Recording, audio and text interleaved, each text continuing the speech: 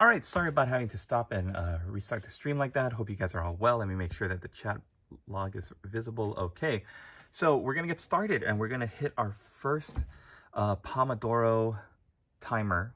So again, this is just a way to really get focused in your work. And if you're watching the stream live, then this is a chance for you to get some work done with me. Kind of like a let's work together side by side across the oceans. And if you're watching this later in the future, then of course feel free to use this timer again and again. Just rewind it and throw it back off. Hi Daniel, sorry about that. Hopefully this time everything goes as expected. So here we go. If you've got something to work on, then great. Make sure you have all of your paints, all of your tools, everything you need in front of you. Like I said, I'm going to be working on putting the metallics onto my city guard here, and mainly just getting everybody brought up to the same level as some of my guys who are already painted with all of their colors on. I am literally going to be doing the base coats, so I know I'm going to be using eventually gray, some leather color, dark Mornfang brown for the boots, and for any other leather we can use Doombo brown for some for the straps. Some of the straps and some of the belts are going to be in this kind of reddish color. Where is it? Right here. Here's Rhinox hide, nice darker brown. So I'm going to be working on the Bretonian Grow Reliquary for the second Pomodoro timer that we've got. But yeah, this is going to be my first one. Skin color, got to have the correct skin tones. Oh, I think I did that the other time. Yeah, I painted because it's only really just faces. They've got gloves and stuff all over. And then we need silver for the armor and weapons. I wonder if that's one of the paints that my son dropped. We've got a light Xandri dust, a light color brown. Let me just look on the ground really quick.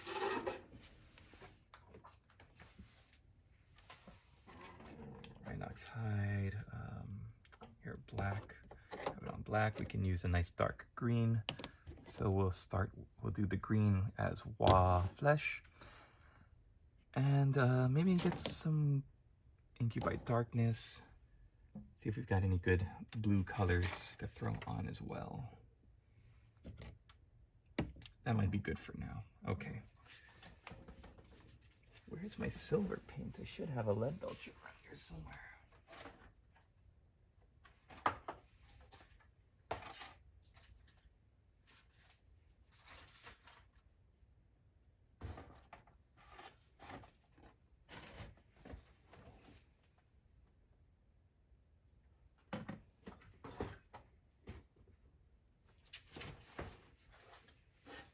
Okay. White lead belcher, of course. Found it right there. Always is the last place you look for it. Have you worked on any Procreate yet? You know, I've been watching more Procreate videos, but a lot of them that I've found on YouTube have only been about like cleaning up, doing other kinds of Photoshop projects that I'm not really interested in. What I really want to do is to take a painted miniature. I think I mentioned this the other night. I want to take a fully painted miniature and photograph it, and then cut away the background and then replace the background with something cinematic, and add like lighting effects and everything to make it look like an oil painting. I've seen it done. Artist Empire, I follow on Twitter, does an amazing job taking usually big like Titan machines and doing that. I think they call it color in is what the term is. And yeah, that's what I want to do for my patrons. Get all of their models painted up and then take epic cinematic photos of them. All right, here we go. We're going to start with our Let's Paint timer here. So we've got 25 minutes on the clock, and then we're going to take a 5-minute break. Then we're going to do another 25 minutes and then take another 5-minute break. And I think we're going to chain them together. So we're really going to do 50 minutes of just super focused work.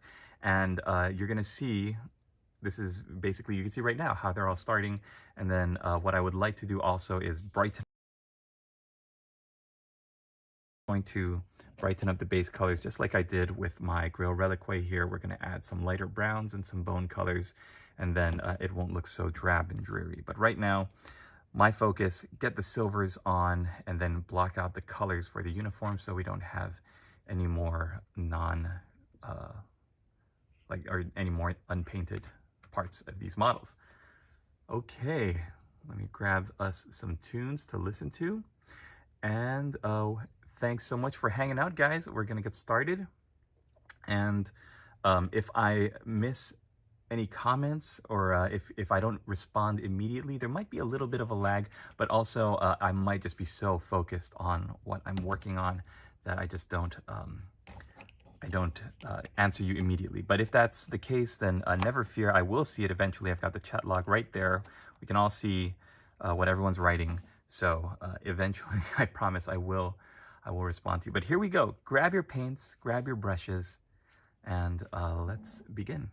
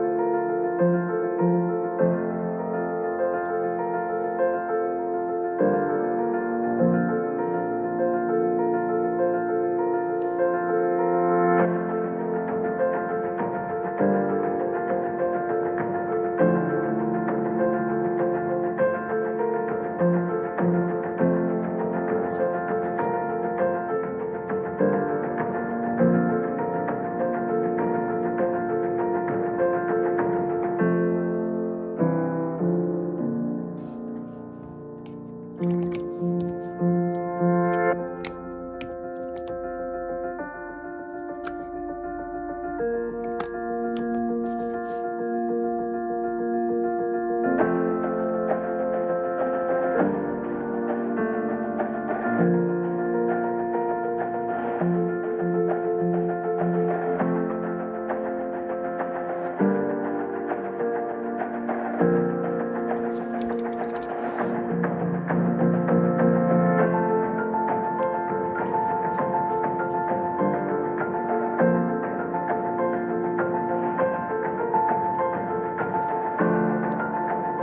Daniel, right on. No problem. I'm glad that you're still watching, and thanks for hanging out.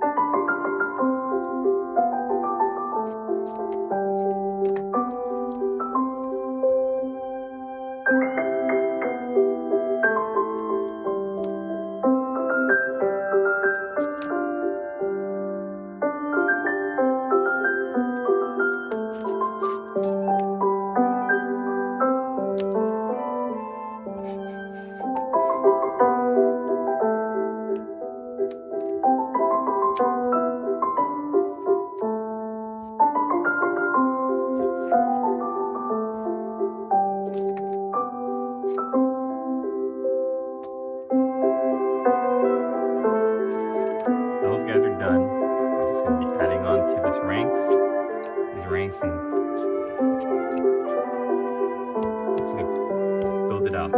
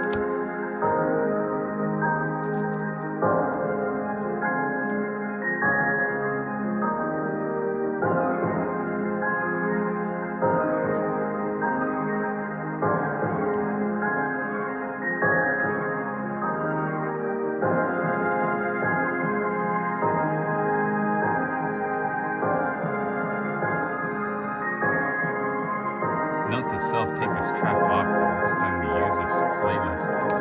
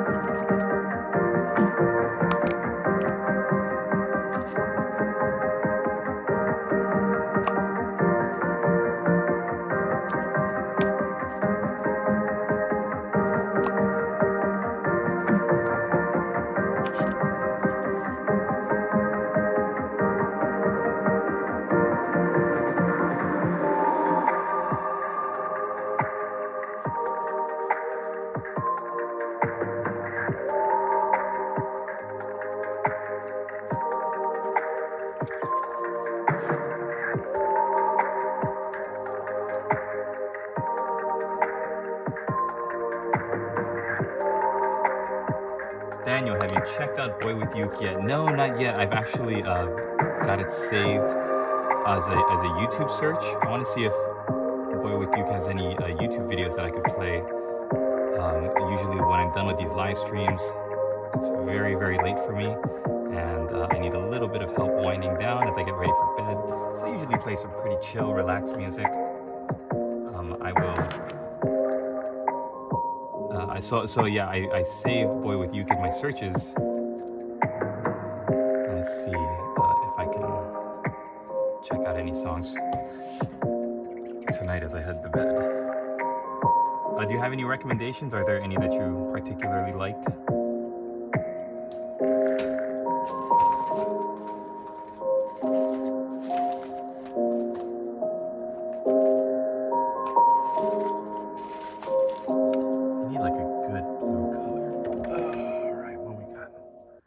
Thousand Suns, that looks a little too bright. Maybe Cantor. Stick it on scale green, that might work. Cantor blue is a really nice dark blue. Oh, my Crag. Crag blue. I think Night Lords might be a little too dark.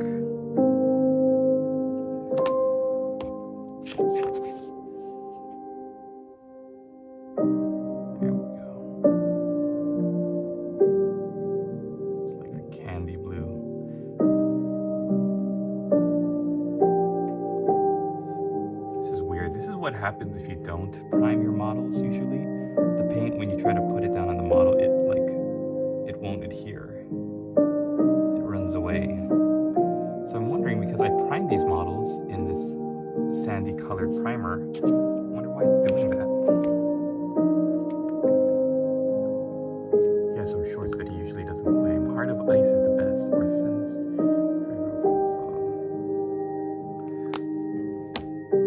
Alright, yeah, thanks for the recommendation. I will report back in tomorrow night's live stream how I got on with Boy with Uke.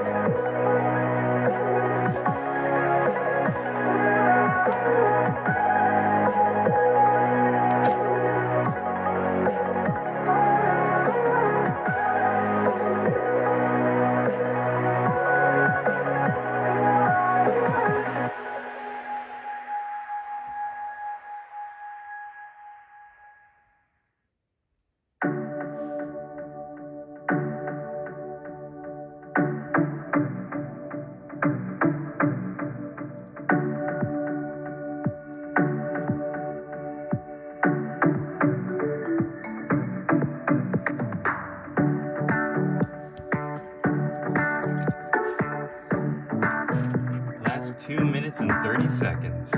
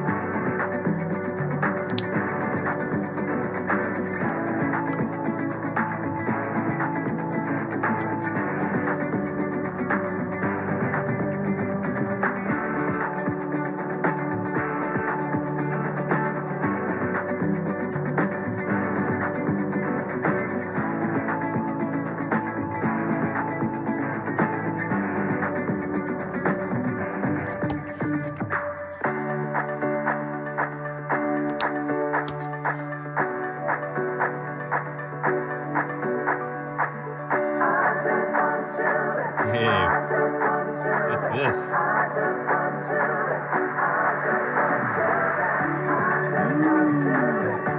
All right, that's it. We made it.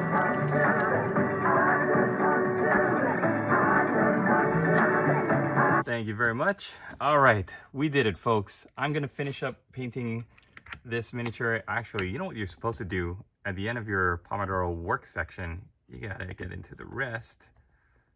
So I'll slap that up into the corner and we'll start there.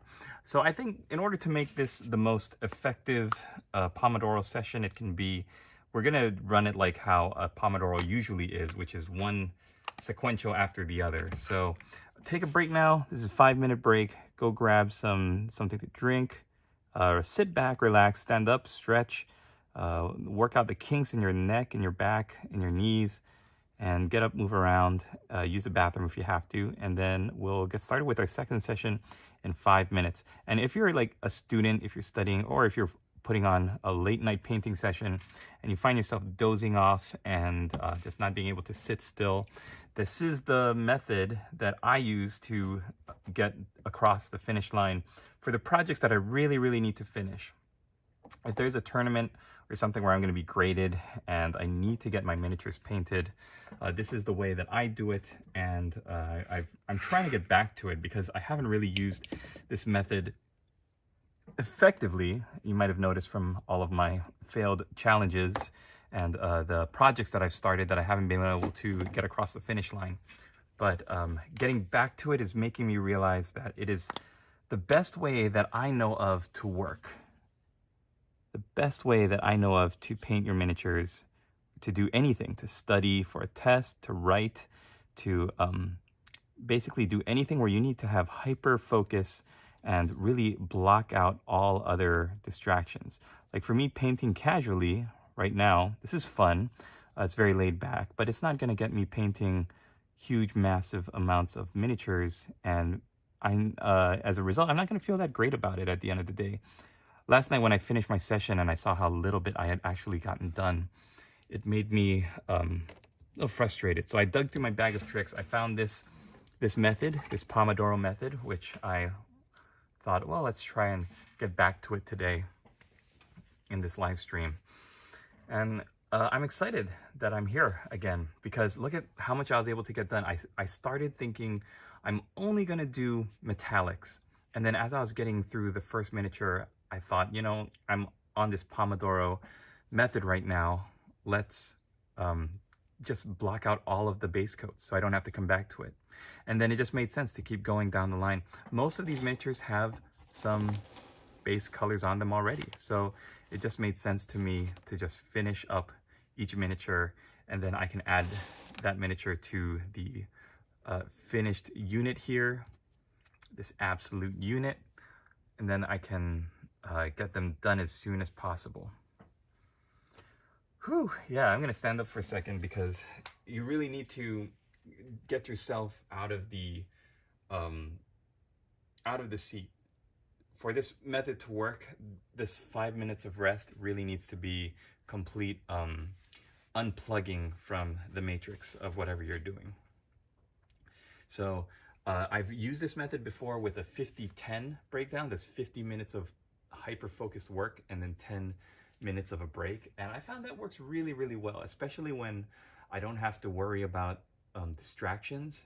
I can just focus on my work. I don't have to worry about if the baby's gonna wake up, or if there's the phone is gonna go off, or I'm gonna get an important email.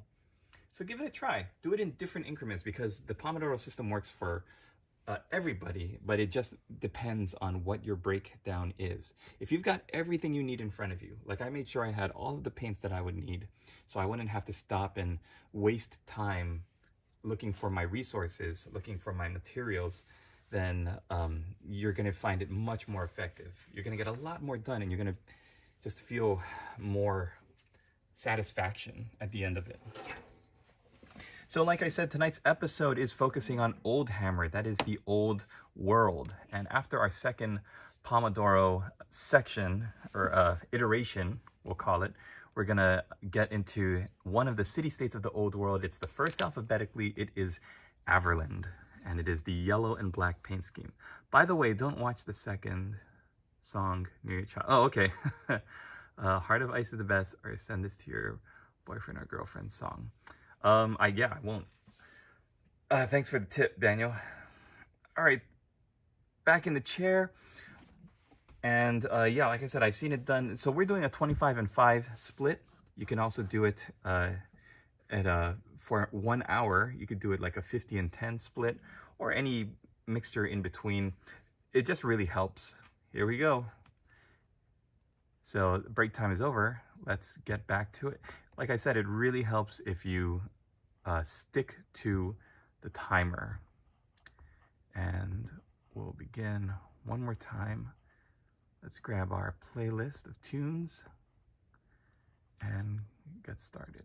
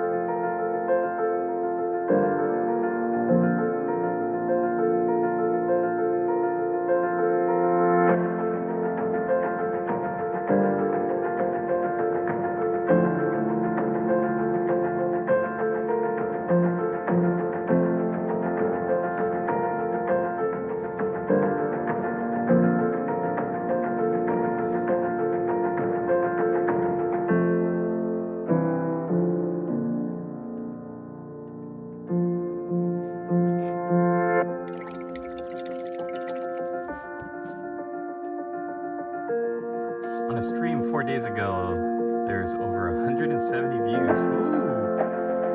260 on another one, 721 on a short. Ooh!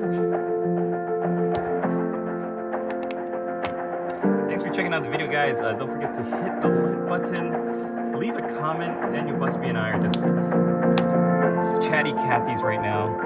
Would love to hear from you what you're working on and how the Pomodoro method is working for you. Sorry for interrupting your your trains of thought. I will shut up now and let you get back to work.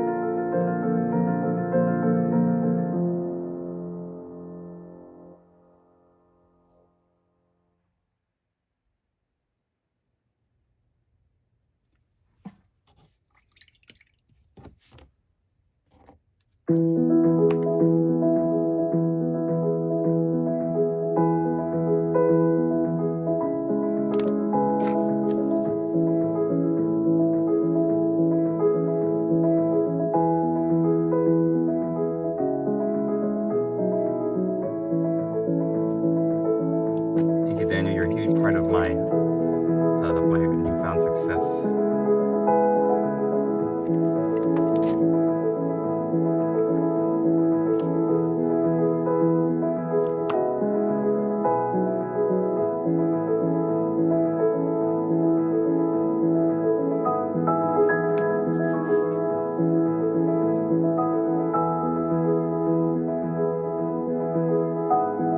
It's thanks to viewers like you who are sharing my work, you know, passing it on and getting other people to see it, because the algorithm is absolutely throttling me right now. So thank you. Thank you to everybody who's liked the video and commented at all and shared. Much love, much appreciation to you.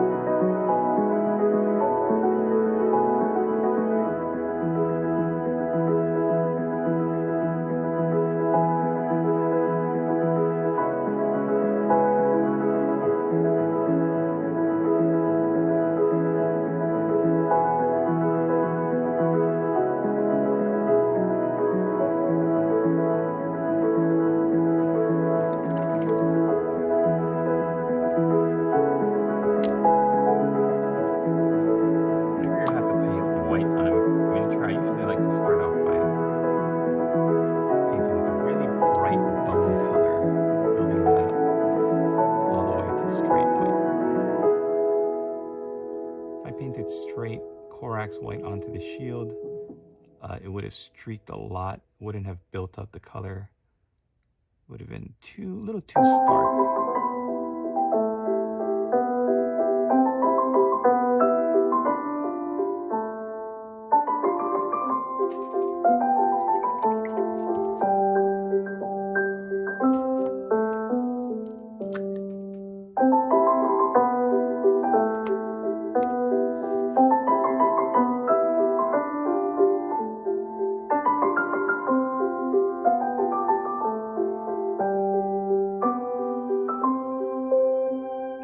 Just building up the colors.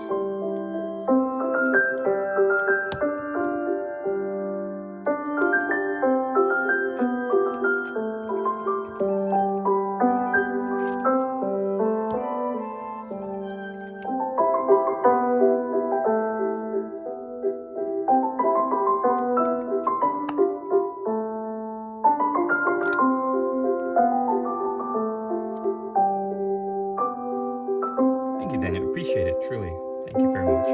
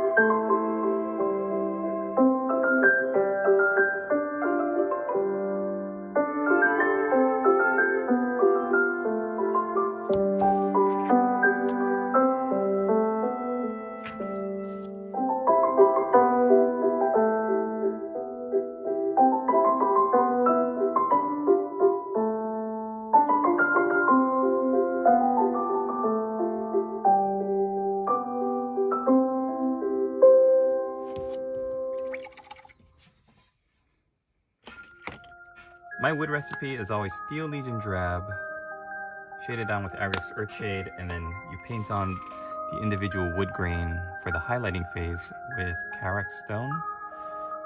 Creates a beautiful looking wood grain effect. And the Steel Legion Drab here, you can see is a nice drab brown, very muted and natural color. It's like a perfect base to work off of. I'm really liking Stegodon Scale Green as a color.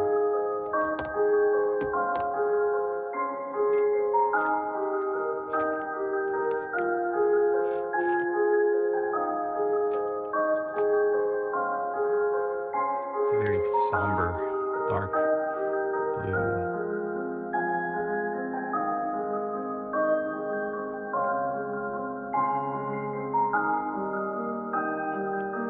What do you think this horn is made out of? Silver or ivory, like bone?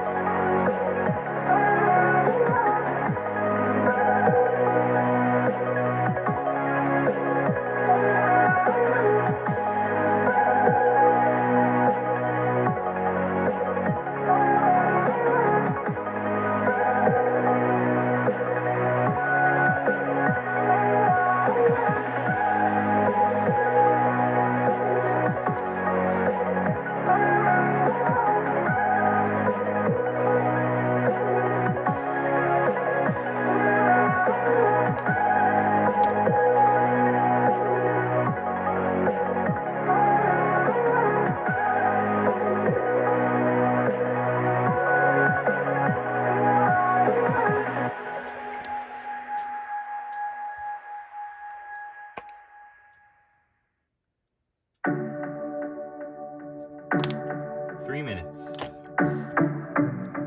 Let's finish off strong, guys.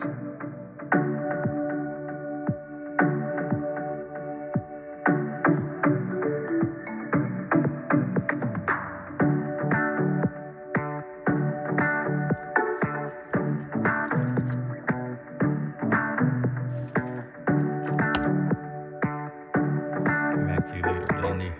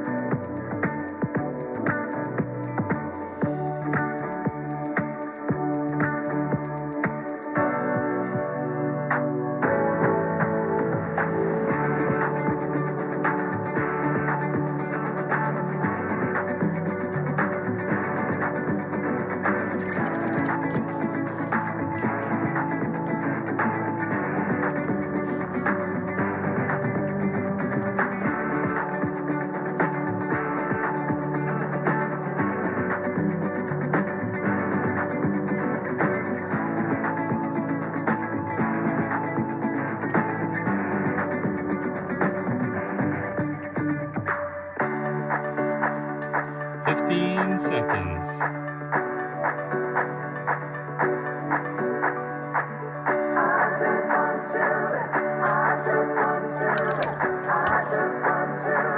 Two, 1, 0. All right. made it, y'all.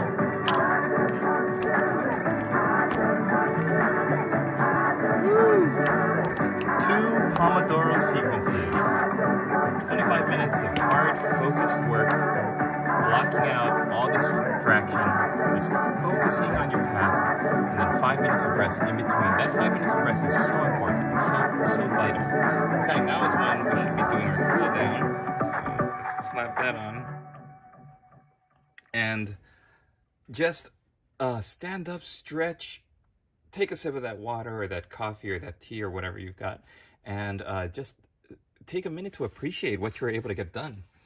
I don't remember how many I started, maybe like 4 or 5 base coated miniatures here, and look at how much I was able to get done. I've now finished, and I'm looking at 10, 13, 16 out of 22 fully base coated, and the 17th one is just like 3 colors away.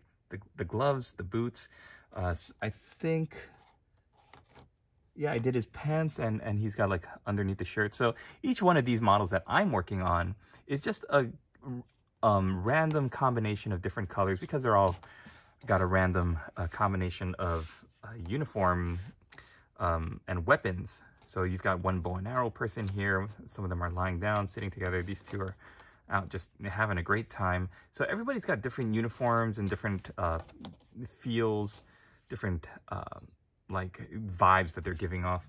So I'm really, really happy that I was able to get 16 of the 22 finished.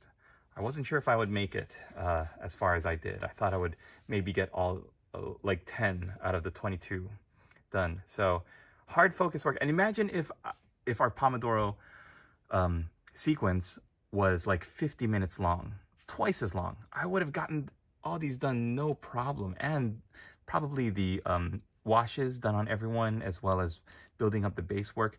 So just showing you a hint of what could be if you utilize this Pomodoro timer. In fact, I love it so much, I think I'm going to do that in my upcoming live streams. And I might just keep it to the chill music until it gets to the very end. What I noticed when I was listening to those tracks, because when I picked it out of the list of available tracks for Prism, the live streaming app that I'm using, I think what my plan was to start it off very relaxed, very easygoing, kind of get us into the focused mindset. And then as it goes on and as it gets ramped up more and more, there's a little bit more energy, a little bit more drive to the beat. And dicey guy. So when we get to thinking about what should our Pomodoro timer be tomorrow, if we want 25 minutes of hard focused work and 5 minutes of rest in between, and we did that sequence like 4 times in a row, then what if tomorrow we try like 35 or maybe even 40 minutes? 40 minutes of work and then 10 minutes of rest. And then maybe we'll build up to 50 minutes and then 10 minutes off. Probably most people are going to just take a look at the live stream and log off immediately, because they're like, what's going on? WarbossTae is not talking. He's just like focused on painting. But that is what I think is going to carry us through the finish line of our projects. So maybe my live stream starts off with a lot of information and a lot of what normally you would see on a WarbossTae live stream. We'll do an unboxing. We'll talk about some lore. We'll get into some meat and potatoes about what we're painting for the night. And then when we get into the Pomodoro, for those who want to stay, those who want to whip out their paintbrushes and whip out their paints and get some projects going, we will maybe do like a 50-minute and a 10-minute break. That might be fun. I don't know. We'll get a lot of models painted, that's for sure. It won't be the most entertaining unless you like watching models get built up and painted really quickly. But I think it's better than just being so scattershot, because my issue is that I've got so many projects that I'm working on, and some of them are for myself and the heroes of Hobbyton, like these City Guard, and some of them are for hopefully selling on eBay. Some of them for my Hobbyton, Heroes of Hobbyton, are like very big single miniature projects, like Mr. Sprinkle's Winged Rider here. And some of them are just City Guard, or a couple of archers, or a couple of footmen. So no matter what, everything that I'm painting is going to be used for something down the road. It's just What is that thing? Martin, I found Pomodoro very effective for university study. Never thought to try it for painting. I'll give it a go. It actually helped me immensely the last time that I used it, and I really buckled down and I did it. I actually just played a YouTube Pomodoro timer. So I think if I do that here, I'll throw up my timer up in the corner, you can see, and I'll do it on a live stream. It's fun because you can see I'm actually doing work. I think doing a unit is going to be fun for people to work with. All right, rest is over. Hey, we're not going to do another Pomodoro though. That was all I wanted to experiment with, doing 2 rounds, 25 minutes, hard focused work, and then 5 minutes of rest in between. That, like I said, that break in between those 2 work sessions, you need to stand up, you need to stretch, you need to take a sip of water, you need to unplug from the matrix of the painting. And your brain, when you come back into it, your brain is just reprogrammed and like re-energized, and it's reset. It's sometimes when I paint, especially if I'm doing a live stream like this and I want to paint something, or if I'm doing a tutorial, I really get like burnt out at a certain point. Like last night when I was working on just their faces, I think that was my issue. I wanted to set a goal of just paint faces and maybe 1 or 2 other colors. But then because my goal was so nebulous and it wasn't set, I didn't have a structure, I wasn't able to keep that momentum going. So yeah, Pomodoro for miniature painting. Who knew? Give it a shot. So tonight's episode, like I've been saying, is all about the Oldhammer, the old school Warhammer, the old world. And we're going to take a look at the city-state of Averland. We're going to be painting up a halberdier in the colors of Averland. And in order to get us into the feeling and the groove of Averland, that's right, you do, yes you do. I'm actually going to be painting this miniature. I was using super chats to fund the minutes, Dicey Guy. So if somebody like super chatted me a $5 or a $20 super chat, then that's how many minutes I would put on the timer to work. But a very gracious angel investor, I'm going to call this person, has basically paid to have me paint the Grail Reliquary on stream. So I want to say thank you to that person who chose to remain anonymous, and I will be painting on stream for at least, maybe we'll do another Pomodoro at the end of the stream. And if you want to grab some paints and grab a project, we'll do a quick 25-minute paint up to see how much further we can build up. I'm really sorry, but I have to get ready to meet the lady. Well, best of luck. I hope you have a great time with her. I hope that you enjoy the rest of your stream. Thanks, Daniel. And thanks for all the comments. Thanks for all the support and for the encouragement. And I can't believe you've been checking out my numbers, brother. I really appreciate it. And again, all of your comments, all of the likes.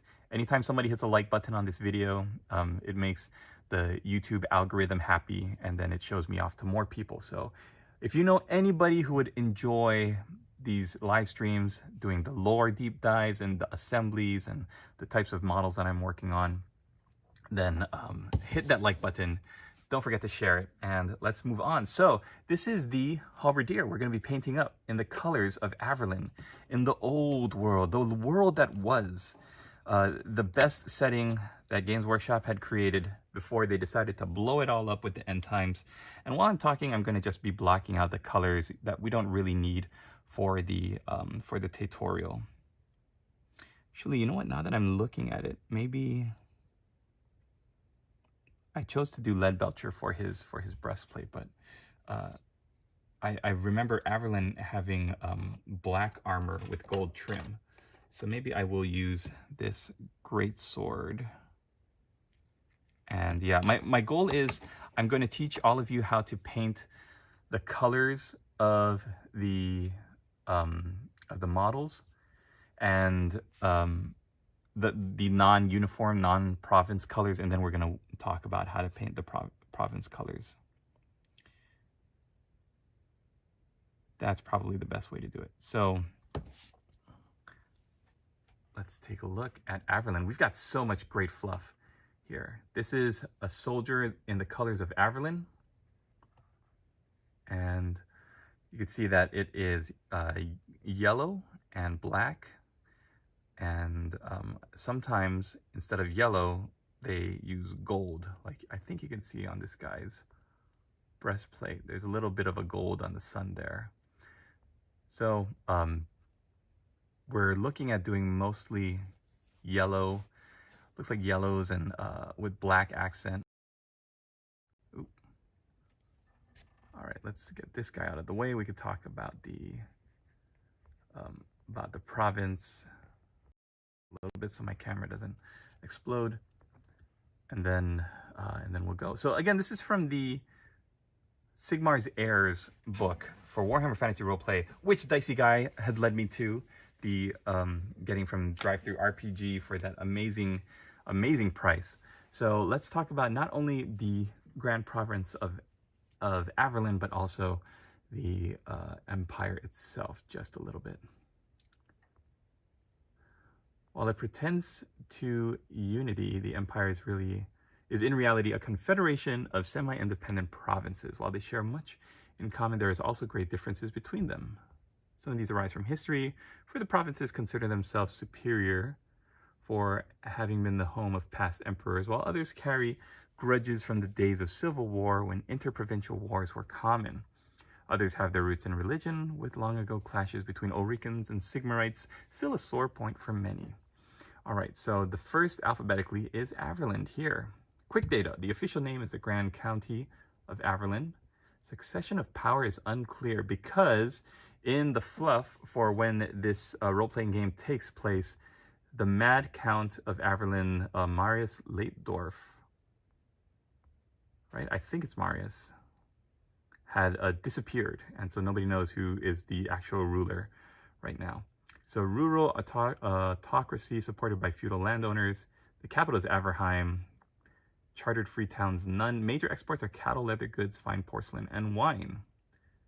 Lacking the great forests that cover much of the rest of the empire, Averlin is a series of sun-drenched rolling plains running roughly northwest to southeast between the rivers of the Upper Rake, the Aver, and the Blue Reach.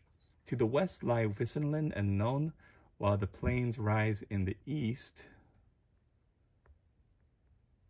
to meet the Black and World's Edge Mountains.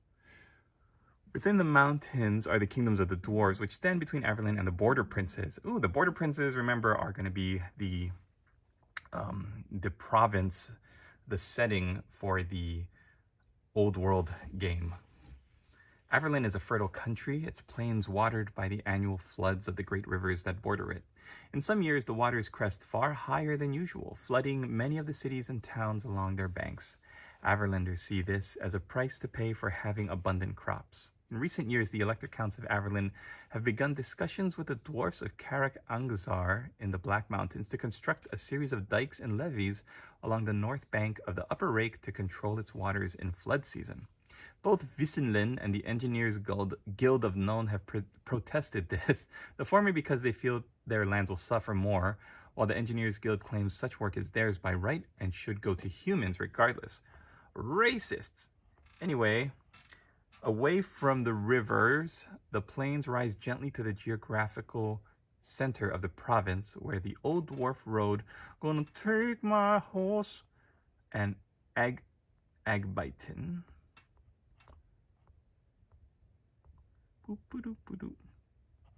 I'm an old man, I need to make the font really big. Road meet at Heideck. The interior of Averlin is given over to small villages and of tenants that dot the vast face of the rural country, of the rural nobility. Okay. In the west and central portions of the province, nobles devote themselves mostly to the raising of the famous Averlin longhorn cattle, leading their herds each year to the stockyards of Averheim and Lonningbrook for slaughter and export. While some barons, particularly near Non, have adopted sophisticated airs and consider themselves above actually guiding a herd to market, more conservative and traditional families still consider it a point of honor to personally lead their cattle, showing them off before rivals. Residents of the two towns know to stay out of the local taverns when the cattle lords are in town, as their retainers like nothing less than a good brawl. In the south, central, and eastern portions of the country, cattle raising partly gives way to viticulture and winemaking, as the country there is more suited to the growing of quality grapes than in most parts of Western Ireland. Grapes are either pressed and the wine made on the estates, or the grapes are transported to nearby towns where brokers will sell them to local winemakers. Famous and infamous Averlander wines include the Gesundheit wine, which fetches high prices, Marienburg, where it is the fashion, and Lonningbrook Ruby wine, which is produced quickly and is popular with discerning beggars from None to Karlberg. The Far East is home to traders in gems, minerals, and furs. Many humans mine the foothills of the Black and World's Edge Mountains, giving a portion of the take to the local lord in return for rights to work the mines. Few venture far into the mountains in search of mineral wealth, however, for eventually they would trespass on the claims of the dwarves, who have no hesitation about hauling a claim jumper before a human court and demanding restitution. The Elector Counts of Averland are anxious to keep the dwarfs happy, and they have secretly instructed their local vassals to find for the dwarves whenever possible. The furs commonly brought down from the mountains are beaver, otter, and the rare blue mink, named for a bluish sheen to its fur. Quality furs fetch high prices in the markets of the big cities, and trappers have to be wary of those who would steal their hard-won gains. These are always really funny. The quotes. How does an Averlander tell a difference between his woman and his cattle? He can't. A Rakelander joke. Sigmar preserve us, but I often put much more trust in the dwarfs than I do in my fellow Elector Counts. Yep, Elector Count Marius, late dwarf of Averland. Oh, he's deceased. He's dead. I thought he just went missing, but I think I might have my fluff mixed up. You know what? It doesn't matter. Everybody dies in the end times, but I remember Elector Count Marius, late dwarf, was infamous for being like crazy, and he had named his horse like a noble, and I mean he had done all sorts of weird, crazy things, and he was known as the Mad Count of Averland. Averlanders are not bad for manlings. They're solid in character, stick to their word, and don't put on airs like those nose-in-the-air Rakelanders. And they make the best manling beer in the south. Well, that's not saying much, but you won't choke on it. That's from a dwarf merchant. And we will never forget, never forgive is the graffiti found near the site of the Streisand massacre of 2502. So just taking a look at the fluff and fiction for these sections, the sayings of Averland. Long live late dwarf, a fashionable toast loosely taken to mean long may this profitable situation continue. As sure as Sigurd, in a confident manner, for example, I fired my pistol, as sure as Sigurd. He was born by Mor's light. He's an ill-omened or a suspicious person. Mor is the god of death and I believe like misfortune. And on my honor, my word is my contract. So let's just briefly look at the people. Averlanders claim their ancestors arrived in the province during the Great Migration of -1000 IC. Masters of horses and chariot warfare. Okay. I get back to the top here. They drove out or conquered the existing tribes and made themselves lords of all they surveyed.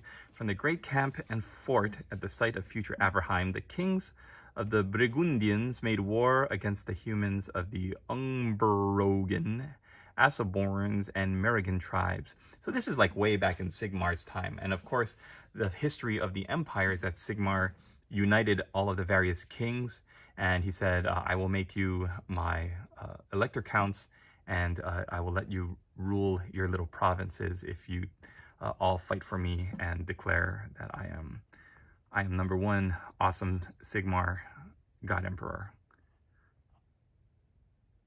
The people of Averland are a curious lot. Folk whisper the proud bloodline of the Burgundians has curdled somewhat with time, inbreeding and the looming influence of the Black Mountains.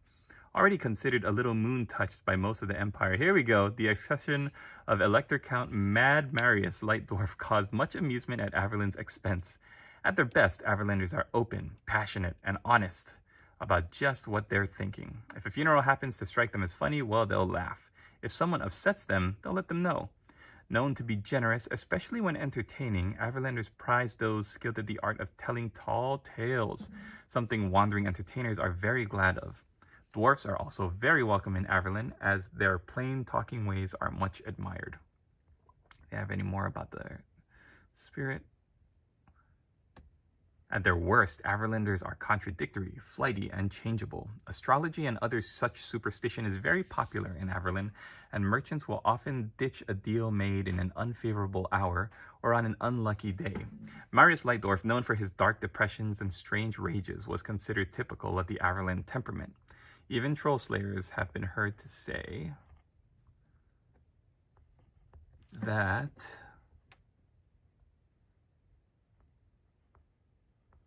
Averlanders are a bit odd in the head. Their changeable nature has resulted in many jokes about the regiments of Averlanders retreating in the face of fear, something that irritates them to no end. There isn't any implication that their martial prowess is any less than that of any other state. Hey, Lynx Lord, welcome! I just saw you pop in.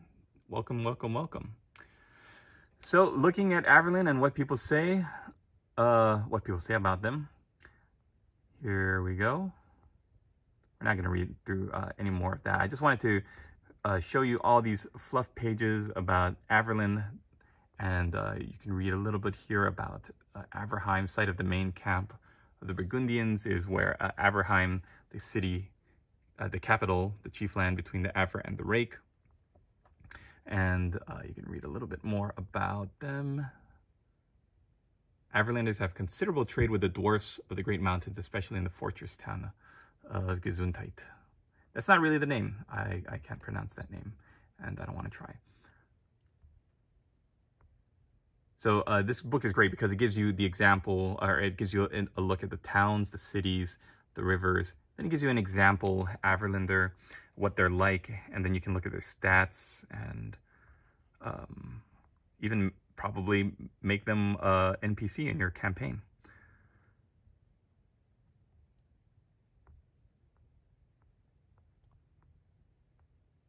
Okay. So the reason I want to go through all of this is because it's very, very interesting to me that we look at the lore and the fiction behind the city-states that the colors are from. Of course, if you just say, I like the colors of Averland, I like the yellow and black, it reminds me of my favorite football team. Or you just find the look of the art to be really interesting, then that's reason enough to go and paint up an Averland army. Okay, so you know what, since this guy's got a silver breastplate, I'm gonna keep the original halberdier here, and we're gonna paint up an Averland soldier. So if you are planning on running an Averland army for the Empire, then this is gonna be the way that I would paint them up. Get this soldier guy out of here. Okay. So whatever troop you're painting, if you're saying, if you're looking at this and you're saying, oh, I don't run any state troopers or halberdiers, I run swordsmen, or I run spearmen, or I only run blocks of handgunners or crossbowmen and knights. Well, the same techniques that I'm going to show you carry across the board for your Averland soldiers. So I'm going to be painting up the non-colors, the non-city-state colors. So I'm not going to be painting up the black and the yellow yet, but I am going to make myself aware of how I want to paint those colors. By which I mean, do I want to quarter them, as in do a yellow, black, yellow color scheme, or do I want to go half and half? So the left side of his body would be all in yellow, and the right side of his body would be all in black. That's a choice that you can make for yourself, and you can do whatever works best that will make you happy. Personally, I always think having a quartered color scheme is so interesting. I think it's much more interesting to look at. So that's what I'm going to work with. And because red is such a great contrasting color, you could paint the feather on the cap in red. Or another option is to paint the feather in the cap green, because green also is a great contrasting color for your models. I think I'm gonna go with red. Red is, I mean, but then, okay, so now I gotta think, because if I do red and green, or I'm sorry, red and yellow, he might look like a Talibklander. Talibkland is, their colors are red and yellow, and it's very vibrant, very iconic. So maybe I will go with green. You could also do blue. But you know what? I'm gonna go with green. I'm gonna go with my gut instinct. My gut says, feed me, I'm hungry. But it's also saying, paint the feather green. So we'll go with green. Whatever you guys are working on out there, let me know. I'm always interested to see what other people have on their tables.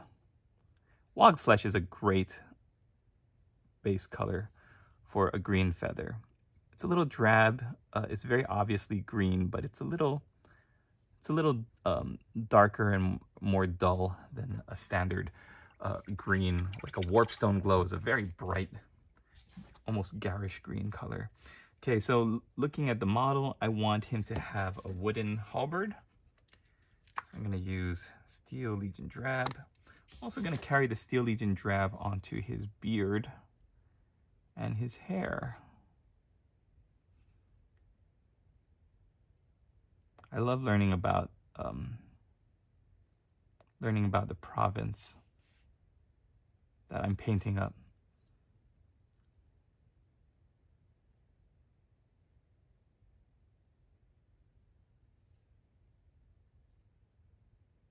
Okay, and then we're gonna go with the beard.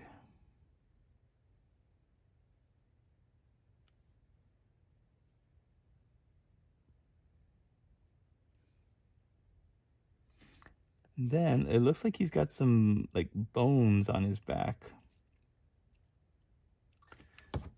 Yeah, because as we learned, Averlanders are very superstitious. So this good. The model actually fits the lore of the city-state. I'm actually going to use Mornfang Brown to paint the straps, belts, and little harness things that these bones are tied to.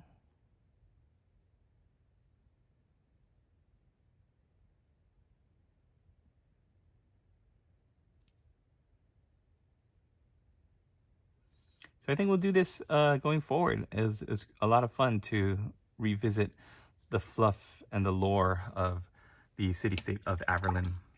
Thanks, Lord. Working on BB Norska, and my Dowie is getting a refresh before the Old World release. Plenty to do. Welcome to the internet, Leo Film. Welcome, welcome.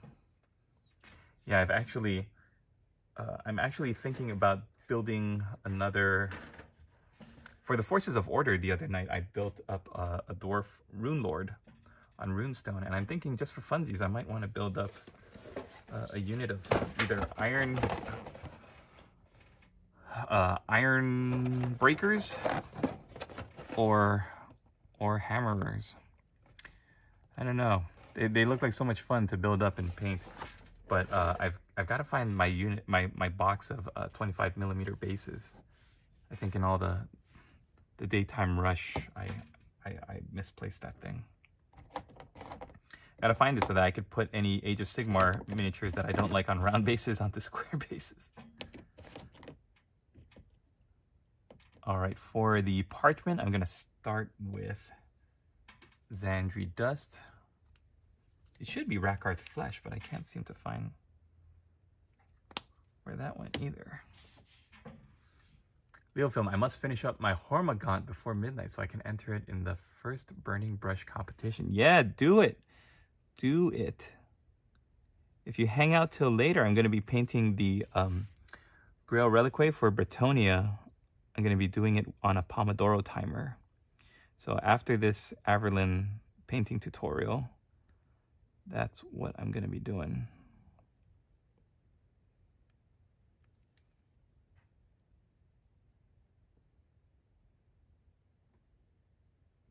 Yeah, if you watch the stream from the beginning, we talk about the merits of the Pomodoro system, how you can use it to a great effect when painting miniatures. It's it's energizing.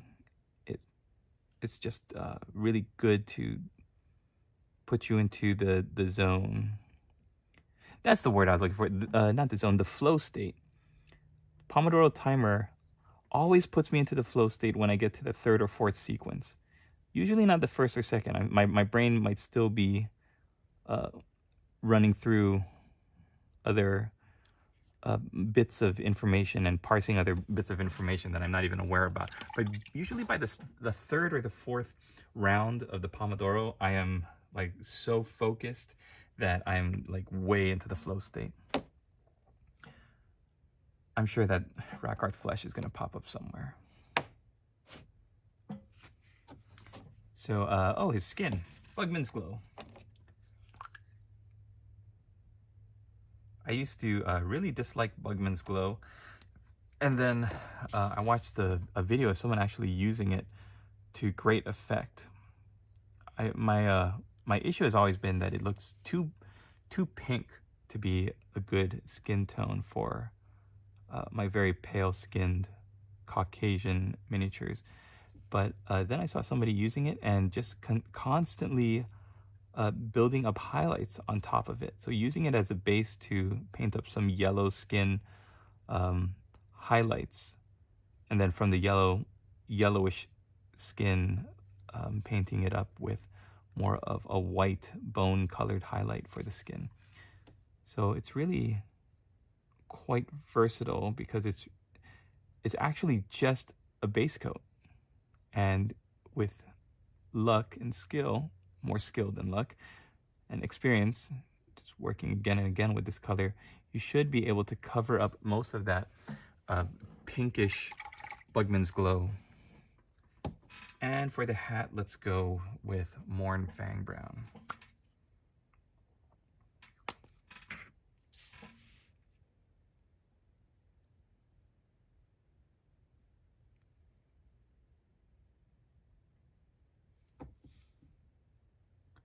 So my headcanon for this particular soldier is that he looks a little older. He's got that big beard. I might put some salt and pepper into it. My headcanon is that he's a very superstitious fellow. He comes from a family of farmers and herders, longhorn herders, and he went and joined the army and has been in the military ever since. All right, I think now we're ready to get on. Oh, one more thing, his shoes. Now, shoes and boots with these old State Trooper models, they're very varied. Some of these guys have shoes. Some of them have high, like leathery looking boots. Some of them, I think one of them is even barefoot. You don't have to worry about painting their shoes at all because they're not wearing any. So I just painted on everything except the uniform colors for your troops. And that's usually going to be the case. I want to paint up all of the non-uniform colors first, so that on these tutorials we could really just focus on what the uniform color is going to be and then building up the base coats. So let's go on to it. Yellow and black are the Averland colors. So I'm going to start with yellow. It's a nice Averland sunset. Great coverage. The old range gave me nightmares because none of the yellow paints worked in the old range. They had a foundation yellow paint that went on pretty thick. And just to let you know, I'm going to do a quartered color scheme. So yellow and black.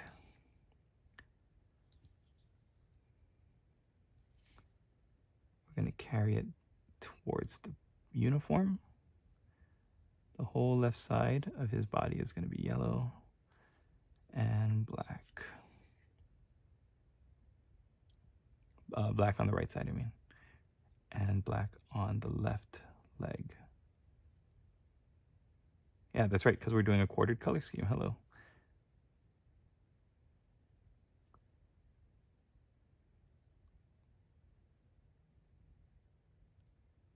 This Averland sunset is very streaky. What's going on? Did I not shake it enough?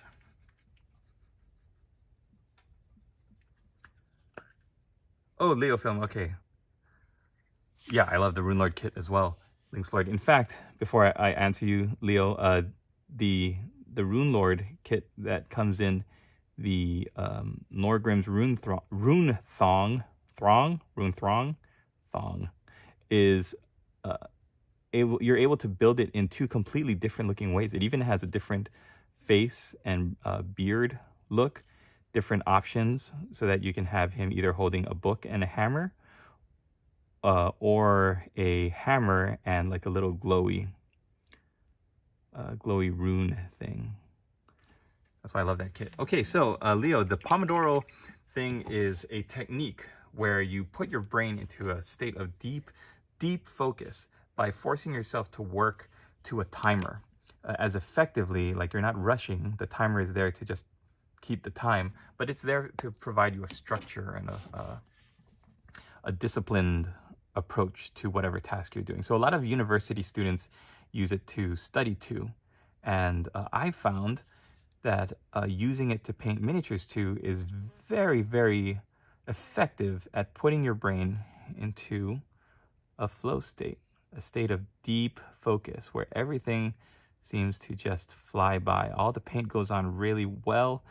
You're able to execute on like techniques that usually take a while or a couple of attempts. Like for me, when I was painting to the Pomodoro method, I was just churning out those city guard for the heroes of Hobbyton. And so what I've done is I've built a timer into my live stream. So we're gonna do it. I'm gonna put a 25-minute timer up, got some music to play in the background, and then all you have to do is get your whatever you're working on and then just sit and focus, let the timer go and work on your miniature.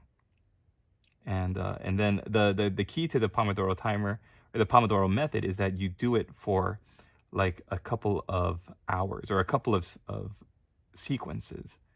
Doing it just once might work, and but then it's so jarring when your brain gets pulled out of that flow state, and then you have to like answer emails or you want to go and surf the internet, and you completely break your mental flow state of where you were.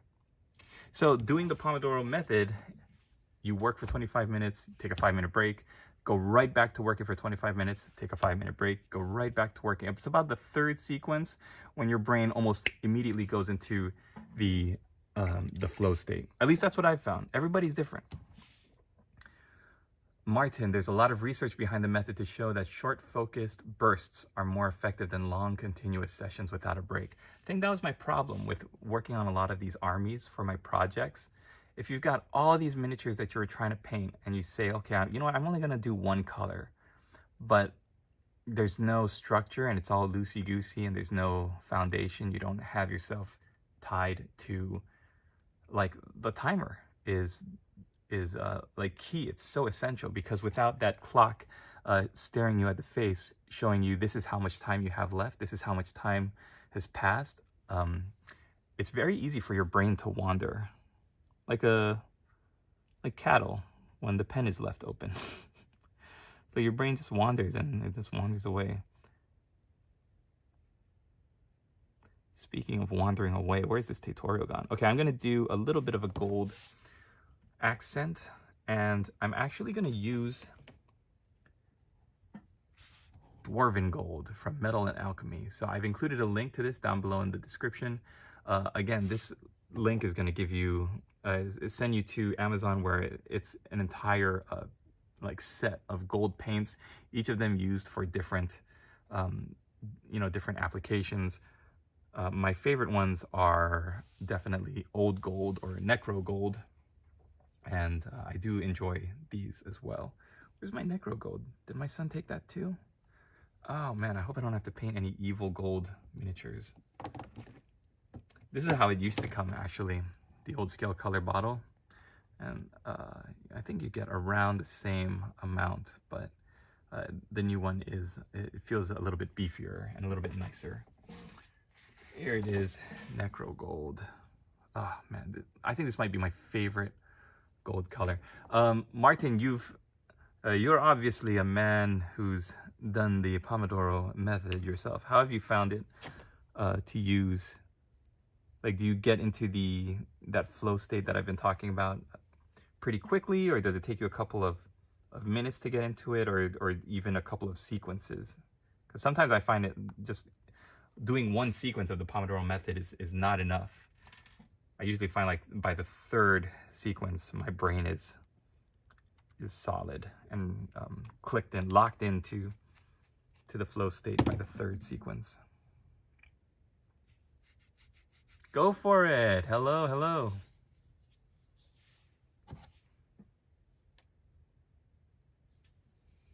All right, so just like the art, the Averlin art, I'm gonna paint in. Look at that. Oh, so beautiful, this gold. The K and the F for Karl Franz. You know what? Let's just go full ham. Let's do the wreath as well.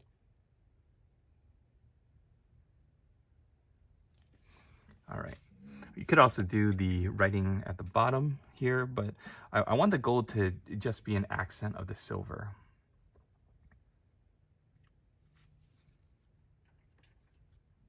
The trick with Averlin Sunset is if you move on to the next application, you should do like 2 thin coats of the Averlin Sunset, because you can see how the gray is peeking through. We don't want that. That's gross. And we don't want to get onto our highlights while we can still see that. So we're going to let it dry for a bit, and then actually build up the beard and the skin, and then we'll come back to it once it's dried for a bit. So for the beard, you're going to highlight that up with Carrick Stone. Dawi Bryn on Ungi Tae. What does that mean? Are you you're speaking dwarf language? I don't understand. I'm building dwarves. I want to build a dwarf army, but I don't understand. I'm going to use the Carrick Stone first to just color this in. All right. Carrick Stone on the Steel Legion drab beard. It's going to give him almost like a sandy blonde look. I don't know what Ungi is. Martin, yeah, I would do 4 to 6 back-to-back sessions when I was studying. So that's about 2 to 3 hours. I found it really effective. I also looked forward to that break, which was motivation to be more focused. Yep. Oh, don't waste your gold on humans. Don't waste our gold on humans. That's fantastic. Oh, man. That's great. You learn something new every day. Leo Film, I'm using decorative moss for the first time. Oh, was I correct to just dunk it in a wash to get started? Decorative moss. I don't know. I've never used that. You mean as base, like a basing material? Dunk it in a wash. I've never heard of that. Don't waste our gold on humans.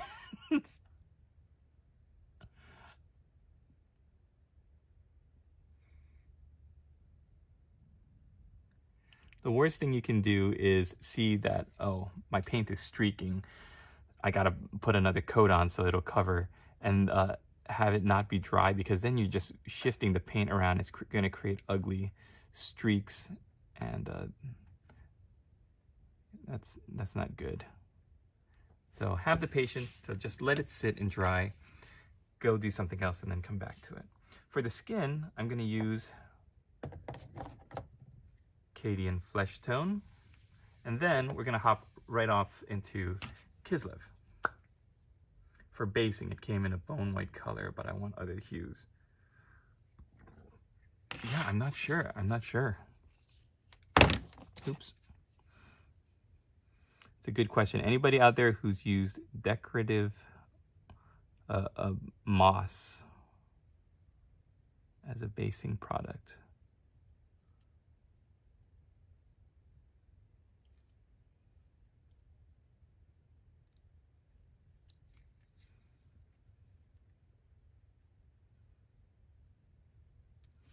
I tried to find on Amazon so I could use my affiliate link and offer it to my viewers. I tried to find the old Empire box kits. You just can't find them anymore. I don't even know if Games Workshop still sells like the State Trooper box.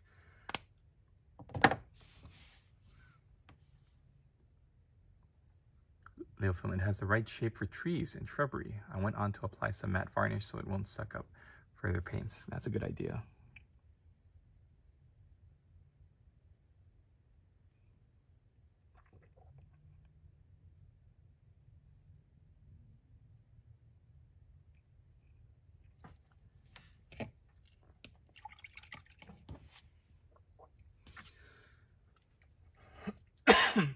All right, Kislev paint. Kislev flesh.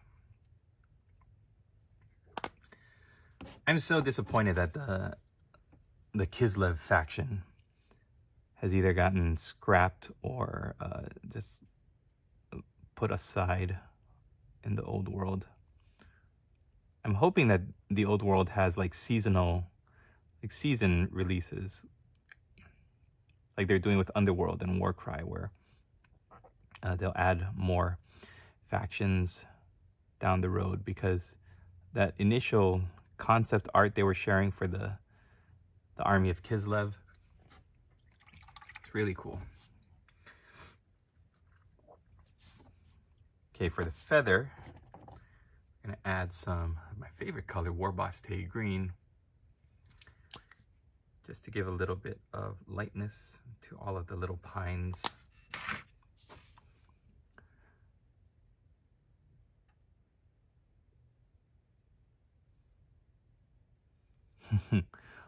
Flesh, WarbossTae green. How do I know this feather isn't really an orc in disguise?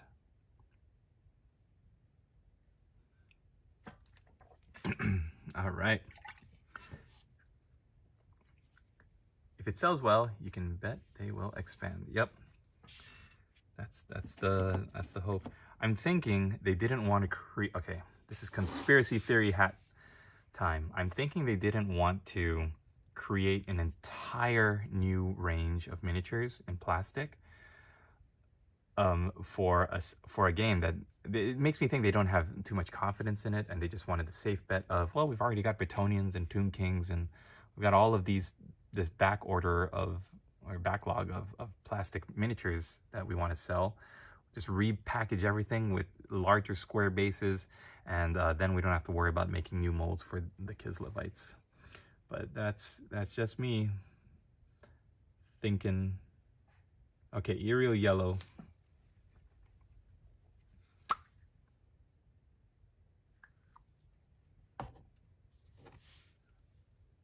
So when you're highlighting yellow, what I found is that using your paintbrush, do these diagonal slashes to create the illusion of the cloth stretching on the arm.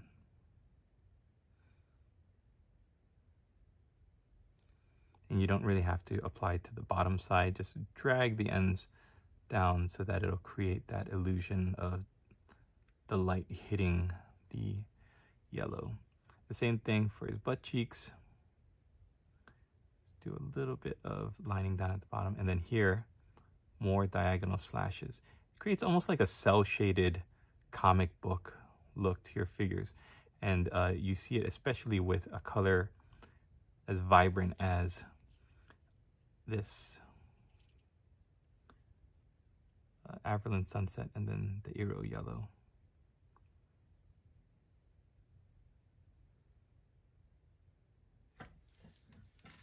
As for the black, we're gonna go and do a bluish highlight. So for that, what we're gonna start with is, there should be a Dark Reaper around here.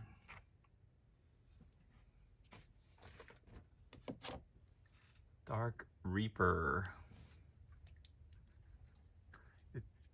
Because it's weak, maybe a Grob. I think you're right. If phase 1 of Old World as well, then hopefully Kislev will get the funding it needs.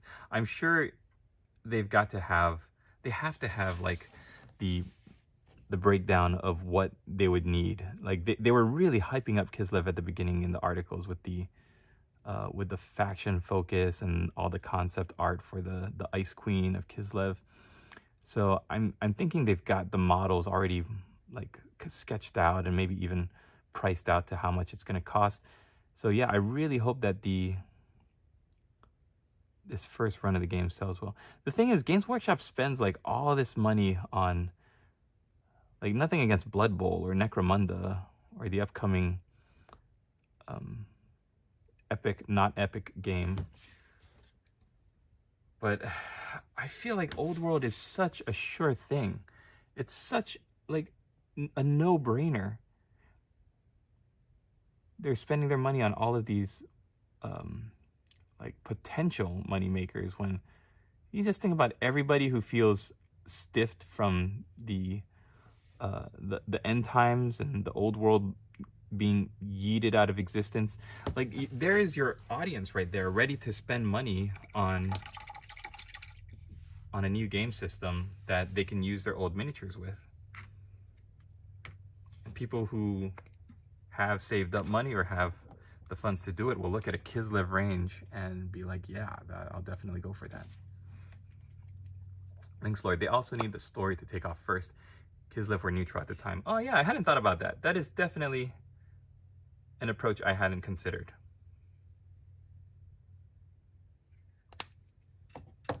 We had this campaign called Something Rotten in Kislev for Warhammer Fantasy Roleplay First Edition. And the adventurers leave the Empire and go to Kislev to get up to some shenanigans over there. And it was good fun.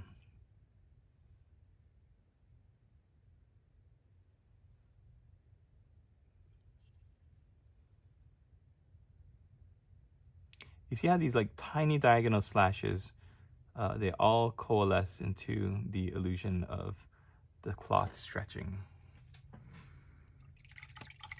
Blood Bowl have proved itself in sales. Yeah, I actually think Blood Bowl is pretty amazing with the sculpts and the different teams that they announce and all the things coming out for it. They really surprised me. Blood Bowl did.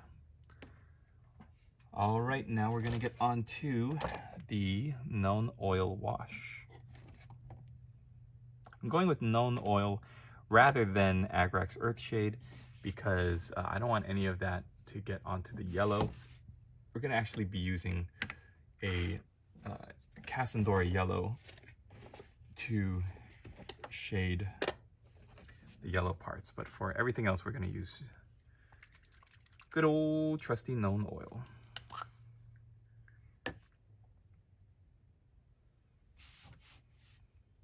I'm going to start with the armor here.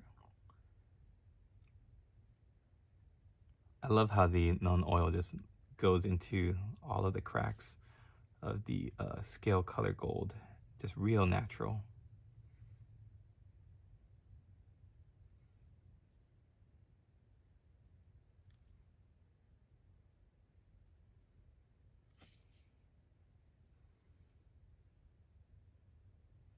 Don't want to go overboard with the weapon.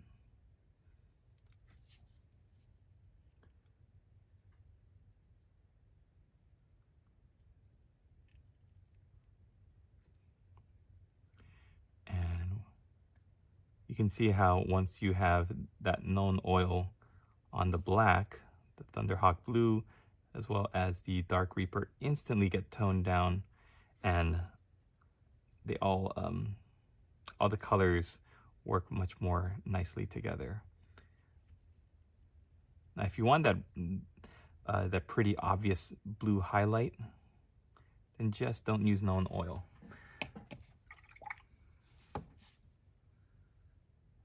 Did you uncover a Nurgle cult? I really like to collect and paint Oldhammer miniatures. Yes, me too. Go for it. My channel's avatar is also GW Troll Slayer.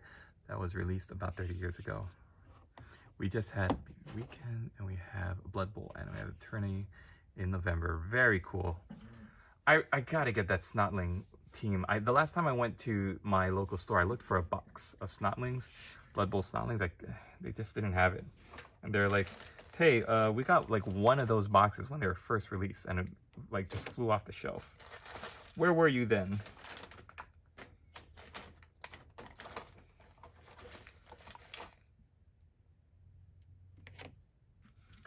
Okay, Raiklen Flesh shade for the skin as I continue to look for my Cassandora yellow shade.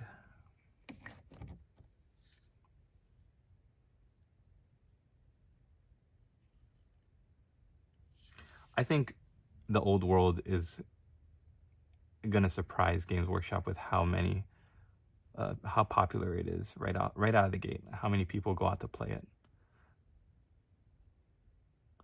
Because we've got our Warhammer armies. We've got our Warhammer Fantasy armies, except for that guy with the high elves that set them all on fire in his backyard.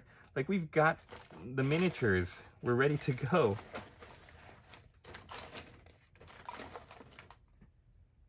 Well, I've got a glaze. Lamentu's yellow. How's this for an Oldhammer product? Remember glazes, everybody? Amazing of you to paint Old World stuff. Reckon you have this stuff laying around. Yeah, exactly. That's why Old World is going to be such a hit. We've got the boxes of unpainted miniatures. We're just looking for an excuse to paint them up. Most of us who purchased all of these in, you know, the early 2000s and the 90s weren't expecting the Old World to friggin' blow up. So this is the perfect time to get into them. I can't remember, was Seraphim Sepia a good shade for yellow? My brain is like so broken. I remember thinking, or watching a video where somebody used like some strange color. I think, or was it gold? Seraphim Sepia for gold. Ooh, I'm not keeping up with the chat here. It says Kislev won't be released as factions they aren't working on, so maybe count it as humans of the Empire. Oh, okay. Yeah, like halflings. Like the halfling hot pot, like they just work for the Empire. I've painted or assembled almost all the new Blood Bowl teams. For me, the metal editions are still my favorite. Yeah, it's hard to argue with the old metal miniatures. Some of them are a little wonky and cartoony, but I think for Blood Bowl, that look was iconic. That cartoony, goofy, cartoony look for Blood Bowl. That's why they're apprehensive. You already have the miniatures. That means you won't have to buy as much. That's true, Leo. But and that better not be why they're changing the base sizes, to convince people that, oh, you know, I do have an Empire army, but oh, they're doing 25mm bases now, so I might as well buy a couple more boxes. That's like pretty underhanded. I like to think that Games Workshop just bumped up the base sizes, not out of greed, but because they want people to experience the splendor of seeing your troops like on a larger frontage. It's a bit dark yellow. Yeah, I know. I thought I had a Cassandora yellow. Cassandora yellow is also my favorite paint for doing flame off of white.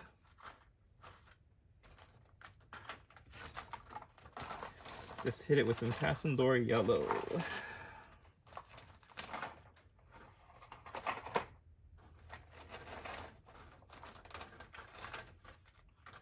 Yeah, it looks like I don't have it. Okay, we're gonna hit it with the Seraphim Sepia. Check it out. The bases had to keep up with the size creep. Yeah, if they're not gonna resculpt the models to give it the scale, the size creep, just do it by making them look bigger on the table. All right, Seraphim Sepia. Let's see how this changes the yellow. I'm gonna start at the bottom, then work my way up. So right now it just looks like shadows, and it's not really messing with it too much. Okay. Yeah, it's not so bad. You could use it as a liner to get into the lines of the uniforms. It's not too bad. That's not too bad. So Seraphim Sepia, as long as you control it, is pretty good. Going back to the skin, we're going to use Cadian Flesh Tone.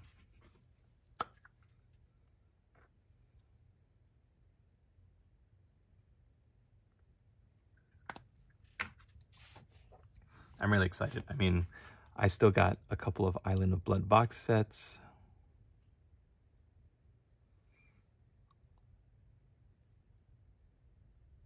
you know what I'm really looking forward to, and I don't know how they're gonna do it because it's just gonna look old compared to everything else they've got. But like, how are they gonna do wood elves, which they're saying is one of their featured armies?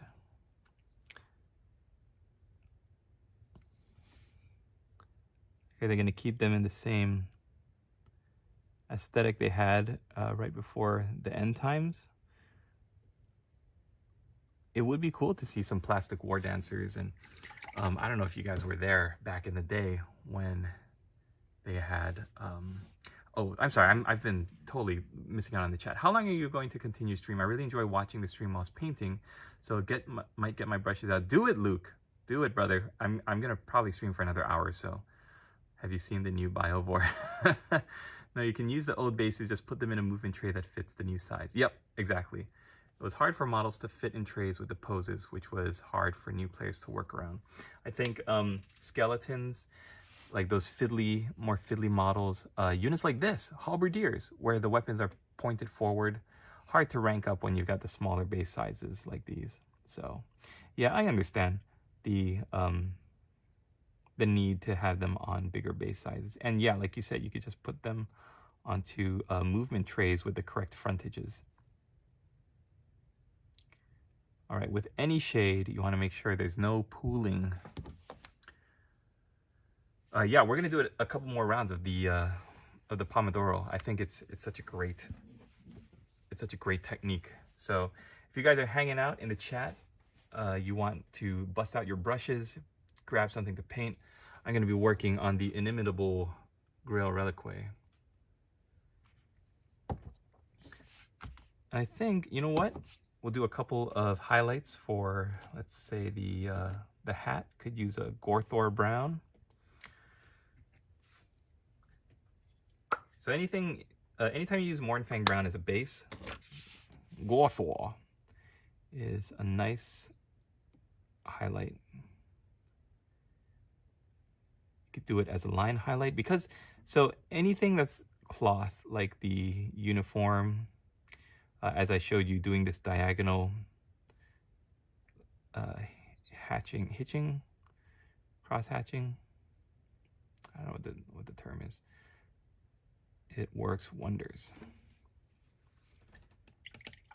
I'm very happy with this guy. Like, considering it's just a quick little paint job I knocked out. Rakarth Flesh. Dowie Shield Wall is a mess.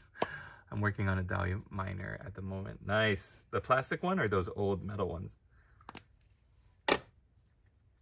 I think I had like 20 old school dwarf miners. Those were my first commission miniatures back in the day. Chunky metal. I had a friend, he became my friend, but he was, he took a chance on me, guys, back in the day when I got back into the hobby after the hiatus that we all go through. The 10-year hiatus, man. I came around one night to a game night he was playing, and he's this big guy, just loud and a big personality. And I just was instantly attracted to his table because I wanted to see, what is this guy doing? I think he was playing dwarves at the time.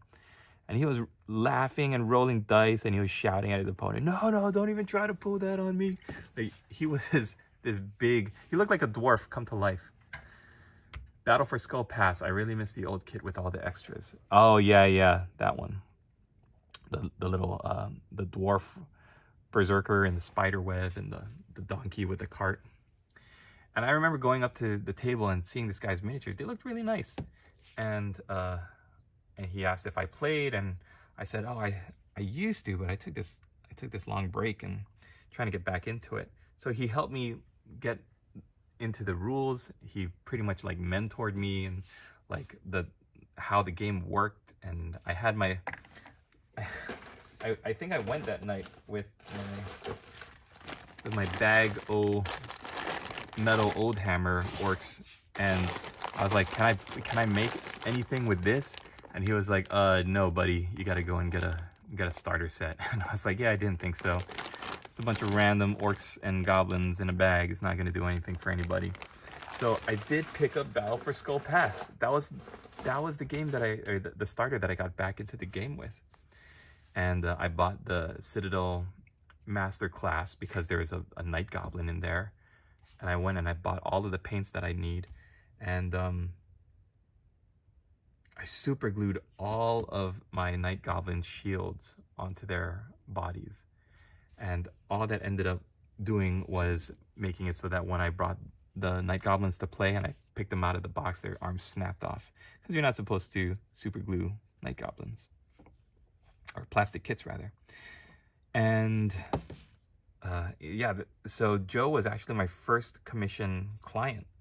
He said, hey, I see you're trying to get better at painting.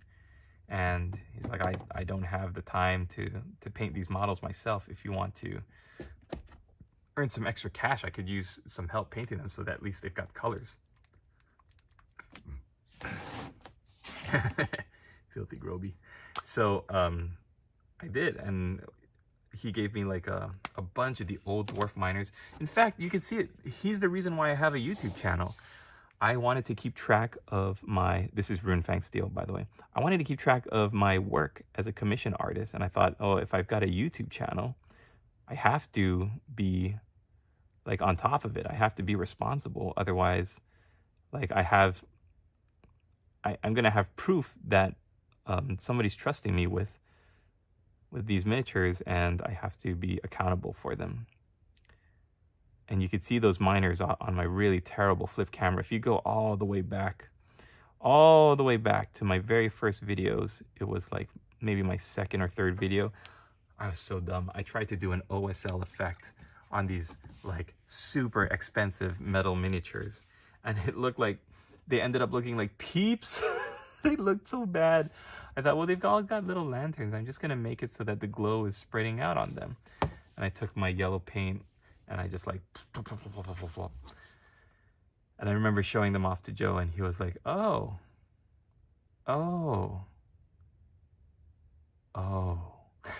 And I was like, do you like them, Joe? Oh my gosh.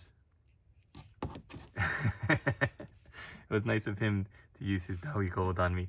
Yeah, he still paid me, which I don't know if I would have paid me if I had done the same thing. And then I learned to be more conservative with my paint colors, and to ask him, what do you actually want me to do? And he's like, well, no OSL, please. That didn't work out. So the last thing I have to do is paint a little bit of script onto the parchment here. So I'm going to actually start with, I don't know if any of you guys have ever done the Stussy sign. This was something that we used to love to do in my school. Let's see if I can still remember how it goes.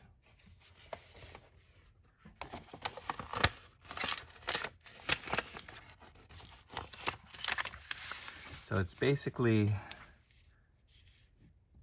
3 lines, right? And then, was it 3 lines?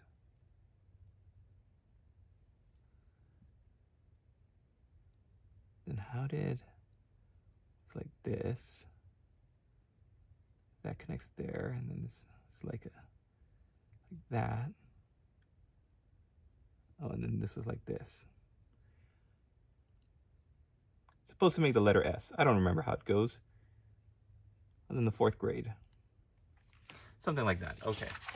Now that I've perfectly flawlessly executed that, what I'm going to do is create a very much scaled down Stussy sign. But that S right here is going to stand for Sigma.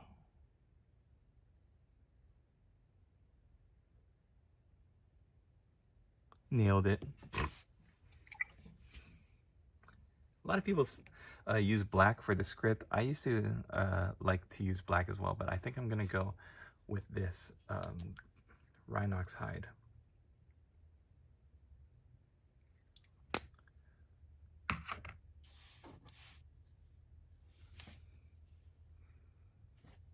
You just get a very sharp point on your paintbrush.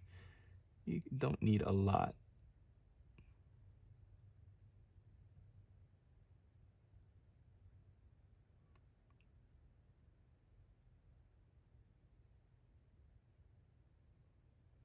The trick with painting script is that you want the lines to be as thin as you can make them, and also to look like writing. You're gonna have to do little squigglies instead of just like painting a little like wave, like an ocean wave. You want to do like little sharp upticks like this. And yeah, there you have it. So that's it, ladies and gentlemen. Thank you for checking out my how to paint a city trooper Oldhammer miniature in the colors of Averland, the city-state. If you want to hear more about the Averland fluff and fiction, then you can check out the earlier part of the video where I really break down the province, the people, and how their superstitions and personalities work. First letter is often big and artful in old-timey texts. Yeah, that's why I went with the big S there. I think I could probably have done like another, just to break it up, like a maybe not S looking, but something like an O or a D or a G. Well, I'm glad I still got the old Empire techniques in my bones. I think it came out pretty well. Not too bad. Replicate this another 20 times to do a block of halberdiers, and you've got yourself a unit. Now, like I said, the only other, another way of doing this, another option would be to do half uniforms, where the entire left side is yellow and the entire right side is black. But I always find it more interesting to look at the quartered uniforms. This quartered approach, you really see from the back of the uniform. In the front, most of these models are going to have their spears, their halberds, their swords and shields up in front of them. So you might miss the, whatever pattern you do paint, but it is cool to see it represented on the back here. All right. I use Skaven Blade Dinge for script that has faded slightly. That's a good idea. That's a good point. Sometimes what I do is I'll use black, and I'll take my Rakarth flesh after it's dried, and then I'm just gonna like water it down a lot, use it like a glaze, and then paint that glaze over, so it takes away the shine off of the black. It makes it look like it's faded away over time. But Skaven Blade Dinge right from the get-go, that is a good idea as well. So he's going into my possible army paint scheme options. And I don't know if you guys know this, but Games Workshop's Empire Army, the Empire Army in the fluff has 11 provinces, 11 city-states. And so what I've done is build up and prime 11 Empire troops, from great swords to handgunners, from archers to crossbowmen.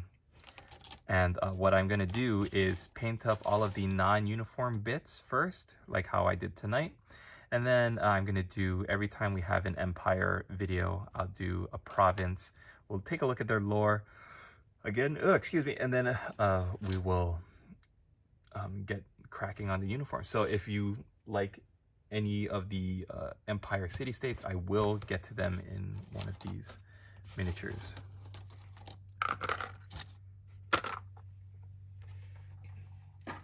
All right, players, we are getting into the final part of the video, and look at that, we're at 2 hours and 16 minutes. I would like to get up for just a second, and we're gonna reset the clock, and we'll do maybe we'll do 3 sessions and see how much of this amazing Grail Relic Quay I can paint up. Yeah, let's do that. So grab your projects, grab whatever you're working on. I'm gonna put some music on. If you don't care for the music, you can just turn it off and or turn the volume down. And what we're gonna be doing is I'm going to be working on this Grail Reliquary. Whatever you're working on, anytime you want to look up, you're going to see the timer up here in the corner. Boom. And we're going to do 3 sessions, maybe 4.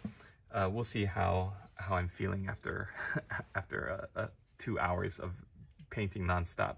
That's why you need these breaks. You need that 5-minute break in between. So I'm gonna get up, I'm gonna stretch. If you wanna grab a water, use the bathroom before we get started.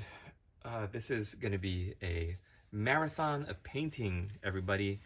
Now that we're getting to the end, or marathon of assembly if you wanna build up your models, whatever you wanna do. Of course, barring my screaming baby if he wakes up and the lady boss has to lasso me and rope me into doing my fatherly duties, then I'll have to leave you all. But the goal is we're going to be doing 3, possibly 4 sessions of the Pomodoro. 25 minutes of deep focus painting, 5 minutes of rest. The archer has got to be Sterling. I agree. Yeah, I wonder if I built that archer with bare feet. Sterling being the poorest and rattiest and most forested. I actually want to also do regions or like uniforms that are lesser known, like the Stir River Guard, which is like green and white, and their whole purpose is detachments work together, like the spearmen work with crossbows and archers to patrol up and down the rivers in boats. And I think so many of the color schemes are just so interesting to look at, especially ones that aren't city-states like Marienburg, but they have their own color schemes. Or some of my favorites too, if I could find it, are... I painted up one a while ago that is a Sylvania. Painted one up in Sylvanian colors. Here we go. I had a lot of fun with this one, which is like a Sylvanian greatsword. So the color scheme is like black with purple and red. And I love this color scheme so much. I wanted to do... Oh, I wonder if now is a good time. Oh, sorry about that. I wonder if now is a good time to... I wonder if I could do like a Sylvanian army, or if Vlad von Karstein has already turned them into the Transylvania light in the fiction of the old world, because those old Sylvanian colors, it would be really fun to do an entire army. Hey, WarbossTae, good to see you live. Hey, Spongehammer. Hey, good to see you. Yeah, right on. We don't have any dwarf, only cities in AOS, do we? That's a bummer. I think their whole idea of doing Boondale, their whole idea of writing this like great coalition, this metropolitan culture where all of the forces of order got together, including dark elves. It's so weird. Dark elves fighting next to humans and other elves. It's hard to wrap my brain around. And orcs too. Supposedly at one time orcs were hanging out with humans. But yeah, the humans and the elves and the dwarves, like that's okay, I guess. Like make this great society of all sorts of people from different races and cultures. But there's just something about the old world, like dwarven mountain holds, where they have their culture, you know, they have that dwarven history and culture, and everyone is distinct, and everyone is terrified of letting any outsiders in. All right, so hope you took that time to get up, get stretched, get some water, get some coffee or tea or whatever you want to drink, and let's see if I do want to paint anything else besides the Grail Reliquae. I think it's cool to look at, but I might also want to finish my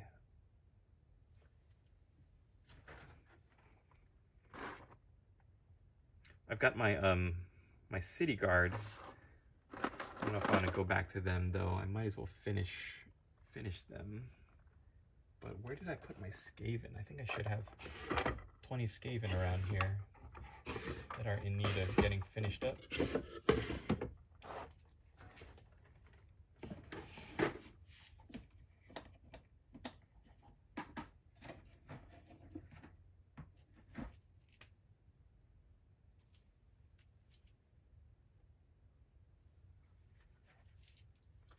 my table is a graveyard of half finished, half painted models.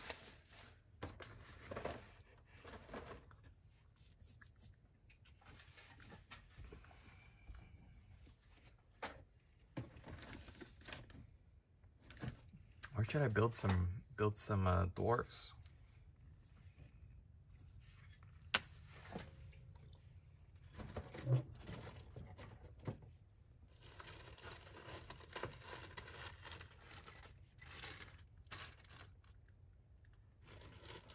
All right, woo.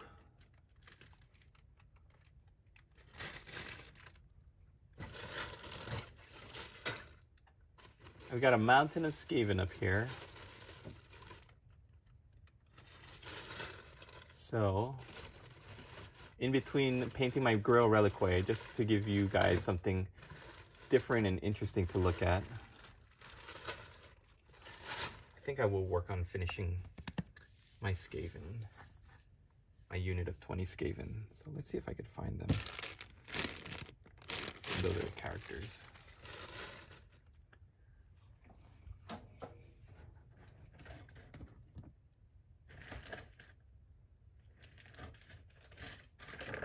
Rat ogres.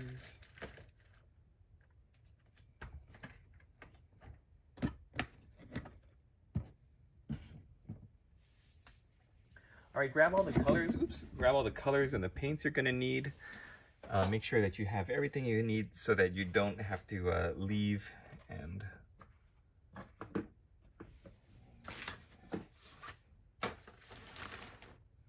they don't have to be like right in front of you, but it always helps to have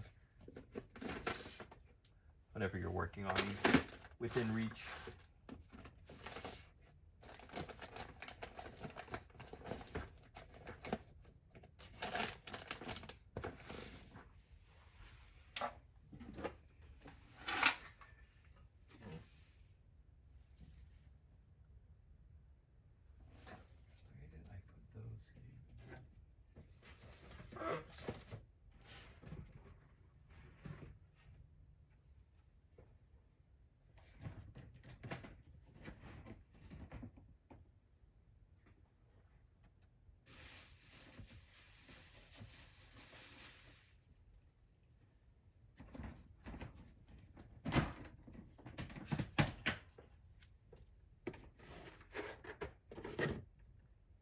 Sorry, gang. I'm looking for the 20 Skaven I was working on the other night. Oh, here they are. I've got all these Tupperware boxes of different projects. Skaven time, baby. Fire Slayers.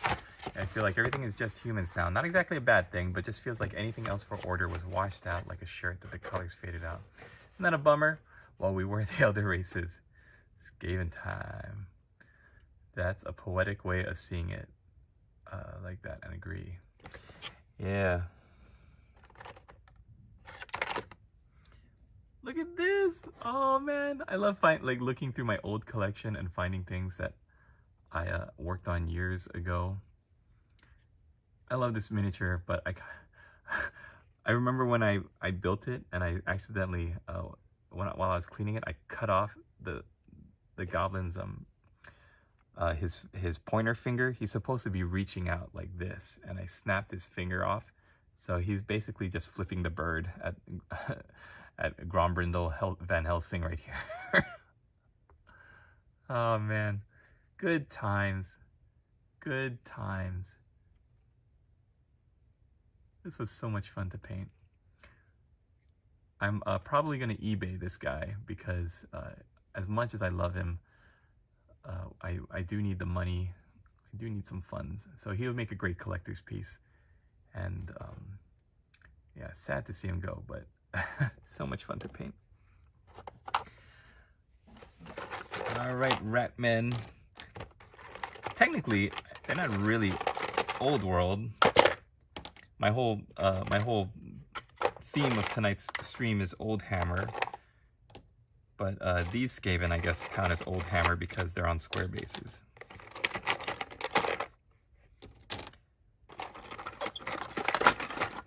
So yeah, I've got, I don't know if you've heard me mention this, that I've got 200 Skaven that need to be painted up and sold on eBay, because my son is eating for a kid like twice his age. I made a whole thing of like steamed vegetables with some butter and salt, and I was like, oh, I'll have some with my steak and I'll give some to my son. He could have it with his steak. I made some cap steaks for us last night. I cooked them up on the stovetop, and he just devoured his. And I was like, whoa. Like, hold on. He was really hungry. So yeah, gonna need to sell some Skaven and make back some money so that I can feed my giant baby. So the way my system is, guys, the way my system works is before I start, I like to line up what I have so that I know what I have in front of me. I think I finished up most of the first rank, so that's the... I did do the command squad, and I think I did one other guy here that is like ready to go. Finished, completely done. They're already base coated and washed. So right now I'm in the highlights and final details stage. What's your eBay name? Oh, my eBay name, I think... I don't know if it's WarbossTae. I think it's something... you know, actually I have to look, because I haven't gotten down my branding and everything yet, and I don't have anything... I think the only things I've got up on my eBay store right now are a old Word Bearer's Rhino with like a little diorama on it. I've got the Commissar that I painted for the Astra Militarum, the plastic one, and I've got, what was the other one? A Vampire Lord. So my dream is to get down the painting and then get everything up as soon as possible. My lady boss said that she would buy me more Warhammers if I get 50 listings up, and I was like, okay, good, I've only got 47 left to go. So I'm hoping to churn through these Skaven, find a system that works for me. I think I did pretty well, and I'm gonna see right now how well we do.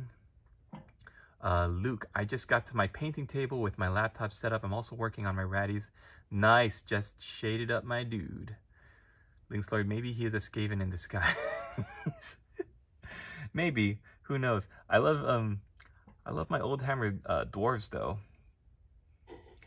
Oh, that's what I wanted to do. Maybe if we have time, I don't think we will, but if we have time, what I would like to do is throw out the window my the profit I would have made from selling a new inbox dwarf gyrocopter and build this bad boy up for you guys. I've never had one of these before. I'd like to see her face when you realize she meant Warhammers and not Warhammer. She knows that I'm never going to do it, or she knows that it's going to take me a while. That's why I really want to get a system down where I can churn out some finished products. I've got so many miniatures to sell already. Like I've been digging through my my old bins of everything that I have that is like a possible to sell that I know I'm not going to have any room for in my collection, or like I'm not going to play an army of these guys, but like I've got this old Chaos Demon Prince. This I guess counts as Oldhammer. I guess I built him up for 40k because he's on a round base, and my my goal with this one was to do a pearlescent colored, like metallic pearl color scheme on the wings to create like the effect of looking at, you know, pearl shell, or like a Tahitian pearl. I think that came up pretty good, and on the back side is just grimy bat wings. So stuff like this, like single things that I would never have to, like I'm never going to have a demon army, a Warhammer demon army. So it's time to hopefully make back some of my investment that I had paid.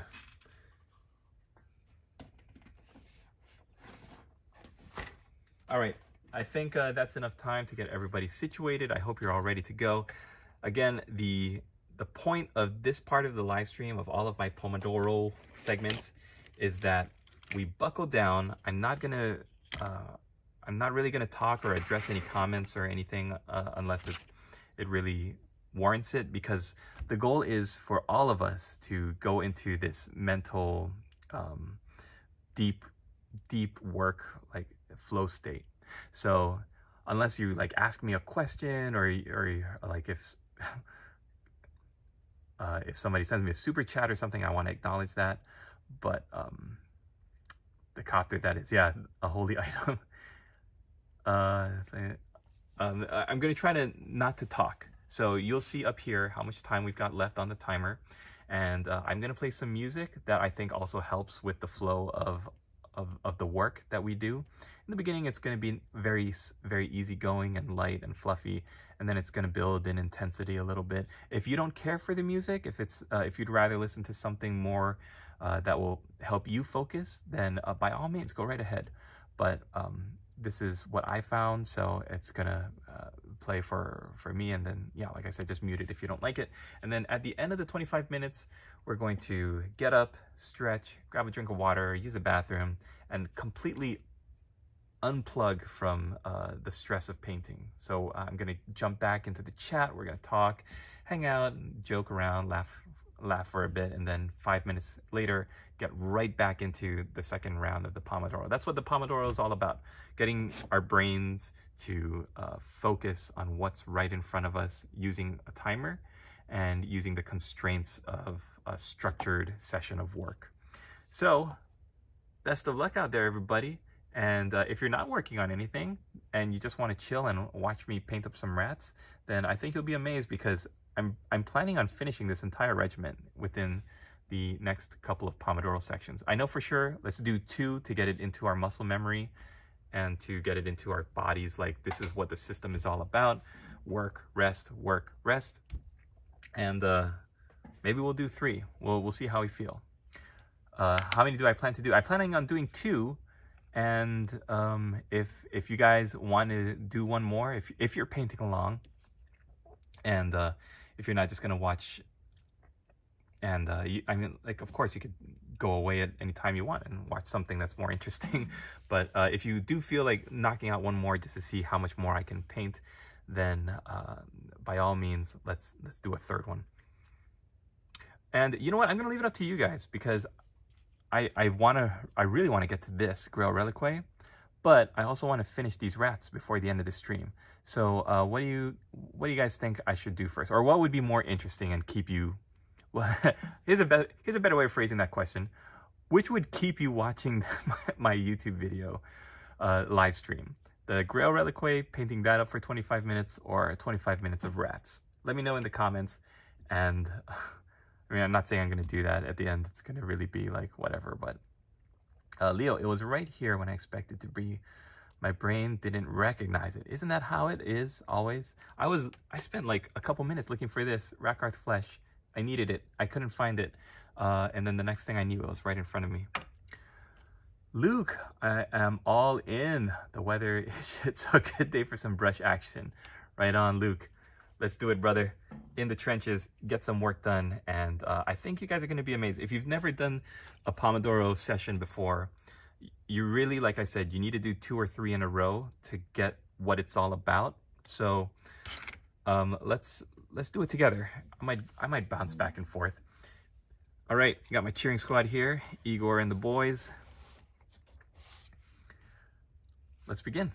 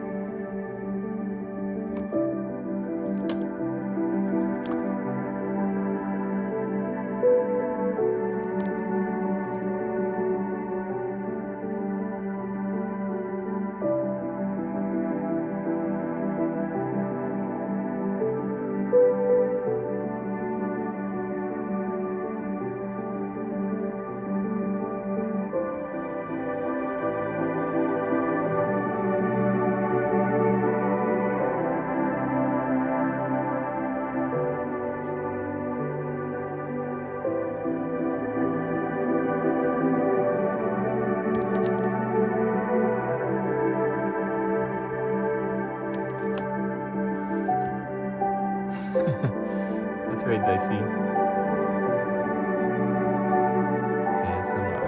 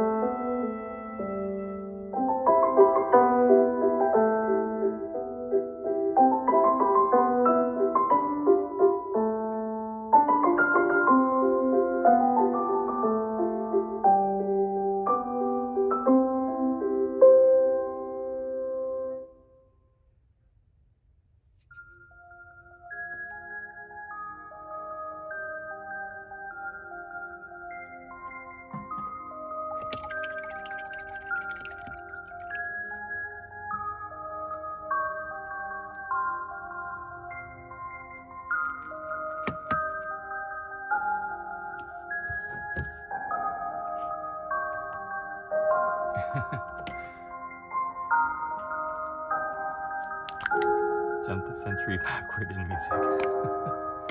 That one did sound very classical.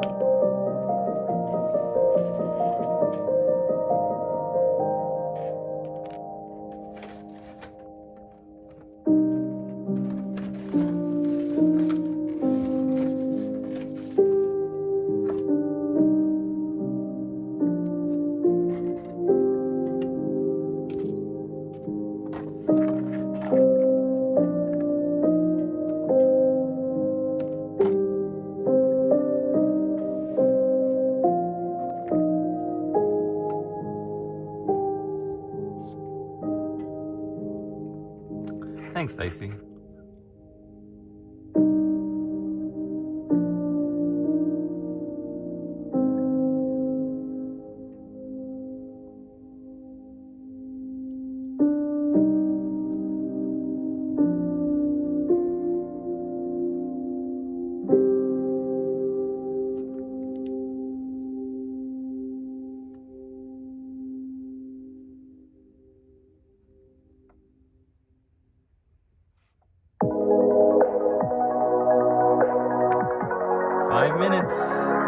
Five minutes on the clock.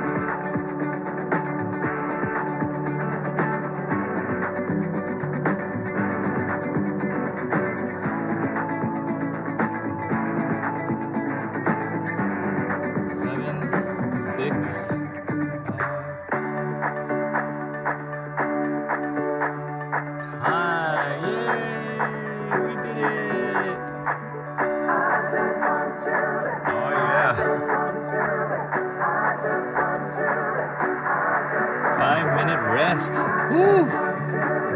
Brushes down. Like seriously, when they say take that break, they mean take a break. Throwing a bit more text on screen. Let's paint is a bit short. Paint along until time runs out. Oh yeah, good point, Leo Film. That was a cool live stream. Thanks, go for it. I have to go for a little bit. I hope to do a third round. My catcher in the second round. Thanks. All right, man, that was fun. You know what I'm gonna do? You're absolutely right, Leo. I'm gonna do a little ticker. I'm gonna do a little ticker. Paint along till time runs out. I think that's a good.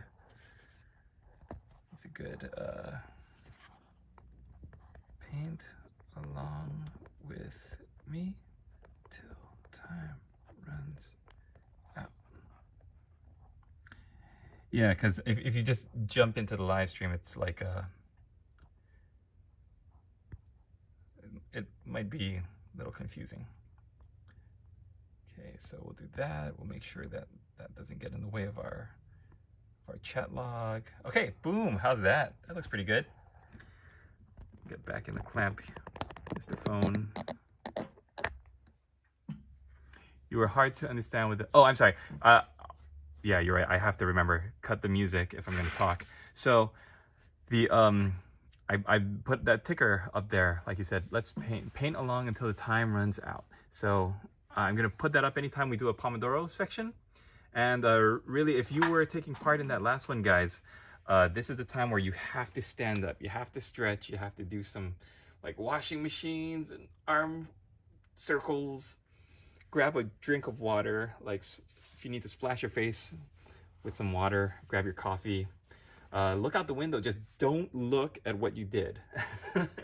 Don't think about painting, don't think about anything on the desk. You have to decompress. This time is super important, and this is what makes the Pomodoro work, because in the back of our mind we see this timer. We have 2 minutes and 40 seconds to catch our breath, and if you want, you can just like look at your phones, like log on to something that will distract your brain. I prefer not to look at my screen at all in the break, because I've got the timer right here, so I know that I'm gonna have to get back to it immediately. So I like to stand up, I like to stretch, take a couple deep breaths. Just don't think about painting. Don't go to your table, don't look at what you did, absolutely don't pick up anything and scrutinize your work. You're just it's just a guy I don't know painting a thing without saying anything. Now we know why. Yeah. Yeah. So for any new people who hop onto the stream, you'll know immediately that we're doing a thing. And if you don't,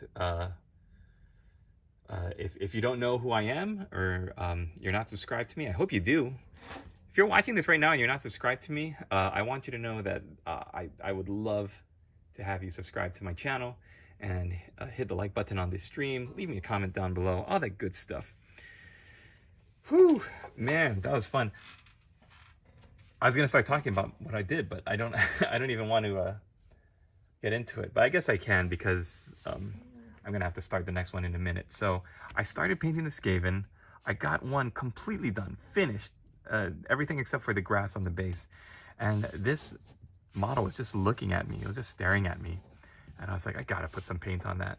I'm going for the old world, the red hand of Bryan, whatever the Bretonnian artwork you might have seen. They've done some Bretonnian artwork where they're all in red and black. The entire army is in red and black for some reason.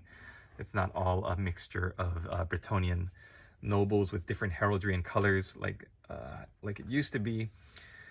So I decided for my Grail Reliquary, I'm gonna do the red and black. So he's gonna really fit into the old world game coming out. So I might do a little bit more on him, but I'm pretty happy with where he is for now. I might leave him, or I might paint a couple more colors. All right, 20 seconds left, guys. I think I am gonna get back to my Skaven though. My rat guys need a little bit more love if I'm gonna get them onto the eBay sooner rather than later.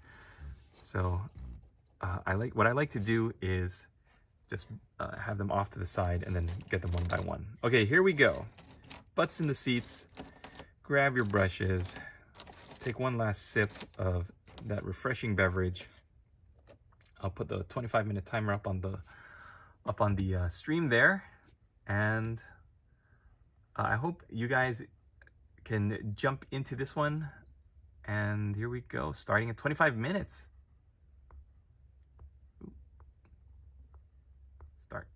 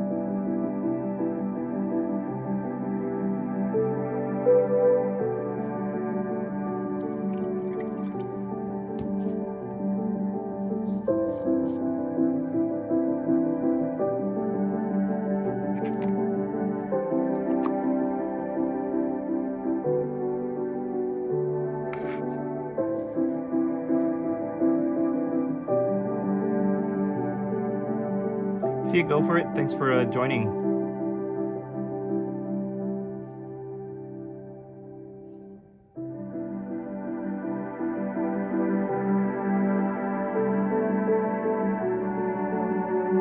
Yeah, if you guys have to dip out, thanks for hanging out with me.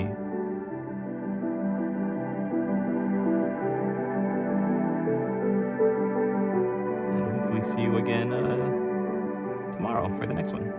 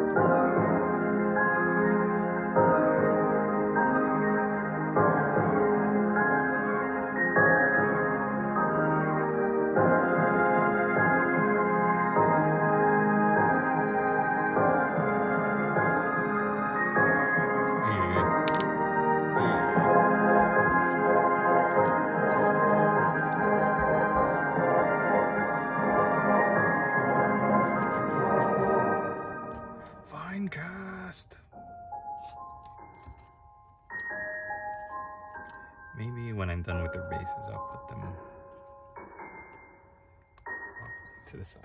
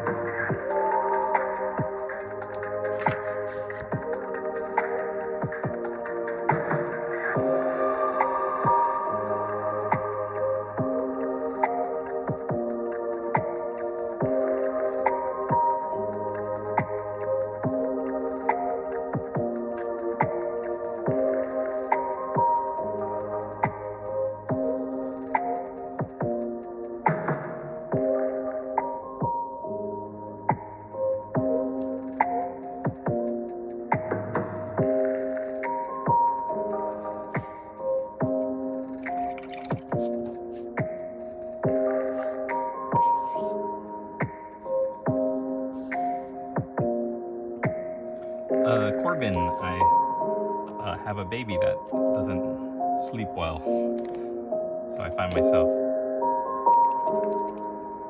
staying up late anyways.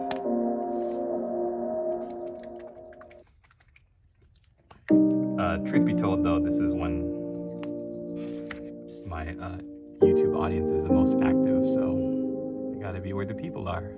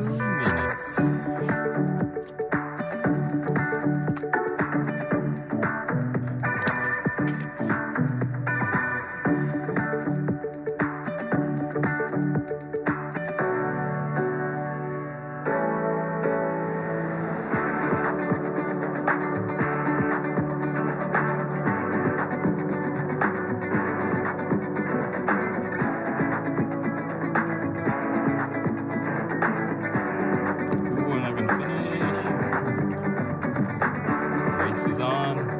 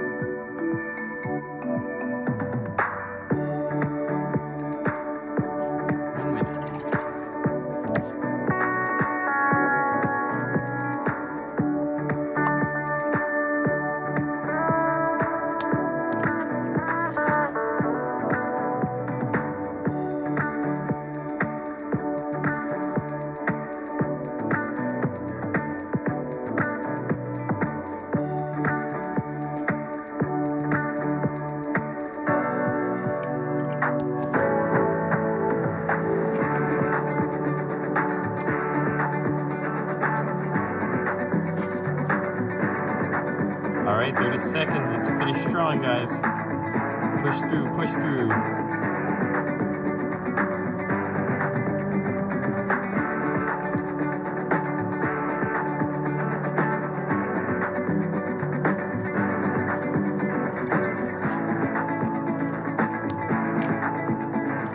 Doing 10 seconds. Teeth. 4, 3, 2, 1.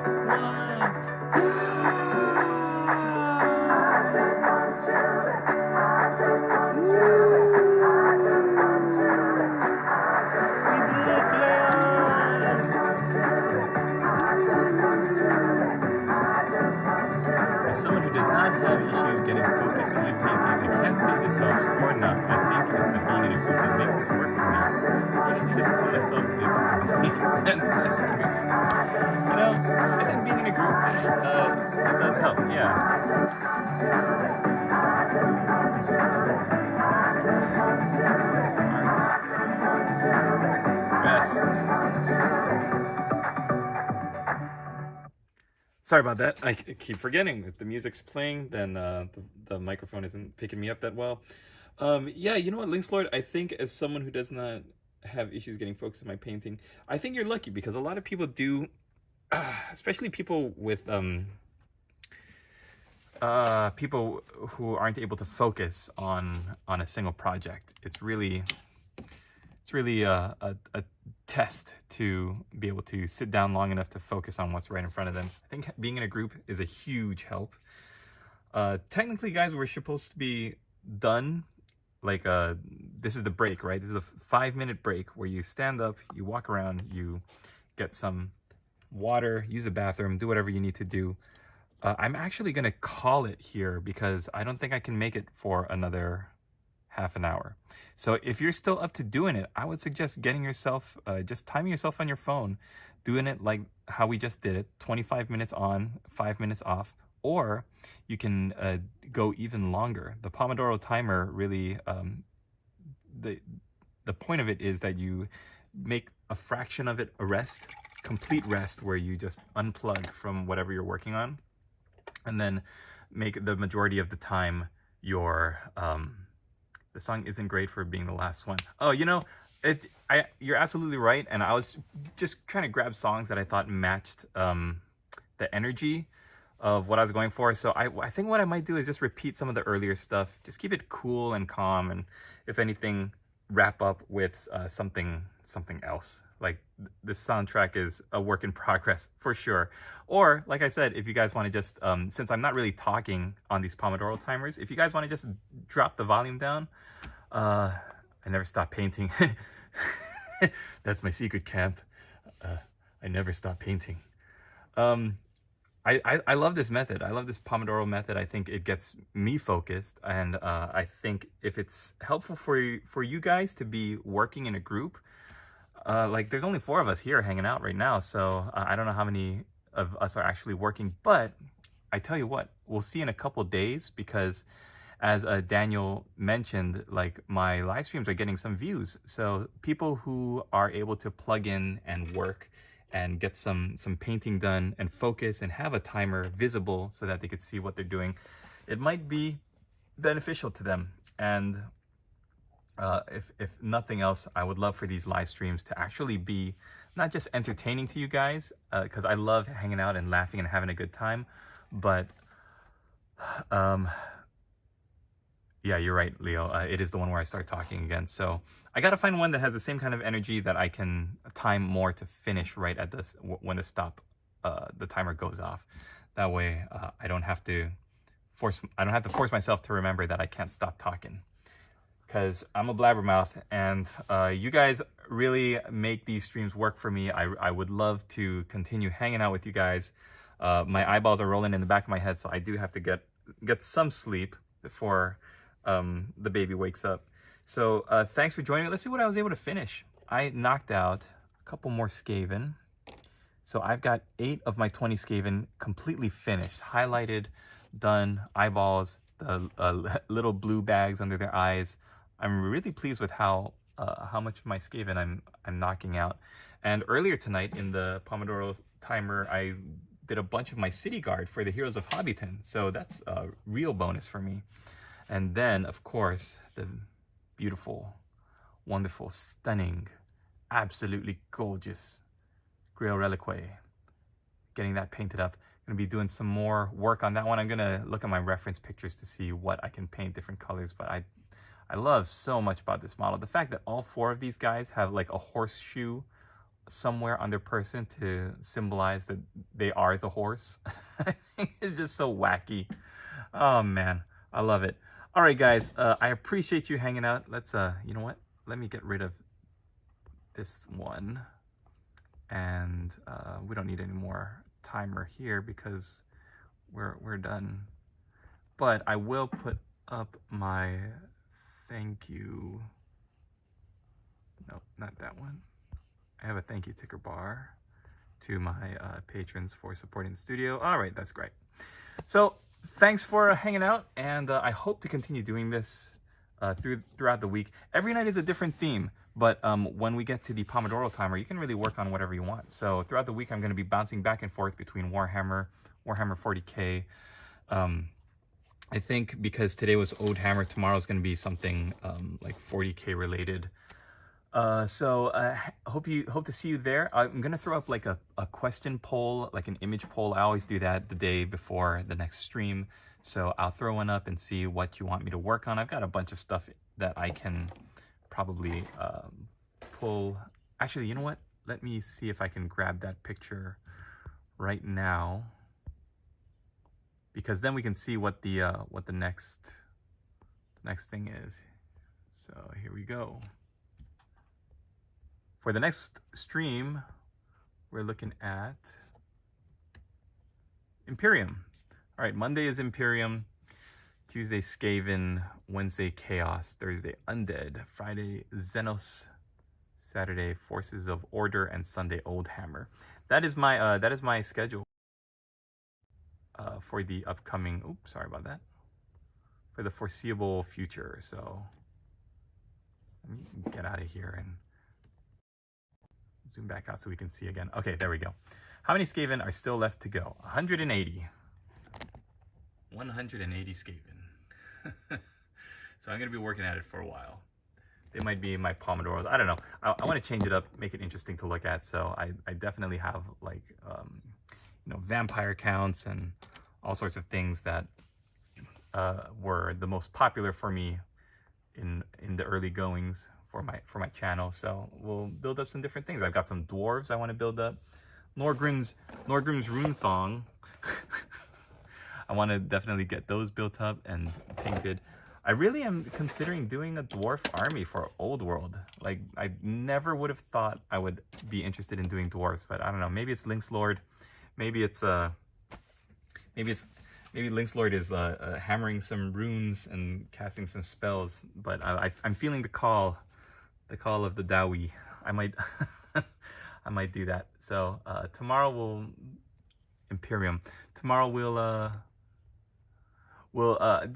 do a poll. I'll do an image poll to see which model I've got in my collection you'd like to see me unbox, talk about, build up, and then for our Pomodoro session, we'll do more 25 and 5s. I think that's that's pretty effective for me and for my stream, because you can replicate it. The great thing about the Pomodoro technique is that it works when you do it. Like if we had gone a third time, I think that's when it really is the most effective, because that's when your brain like recognizes, it's the muscle memory, right? Your brain recognizes what's going on. So that, like, okay, it snaps into the flow state almost immediately.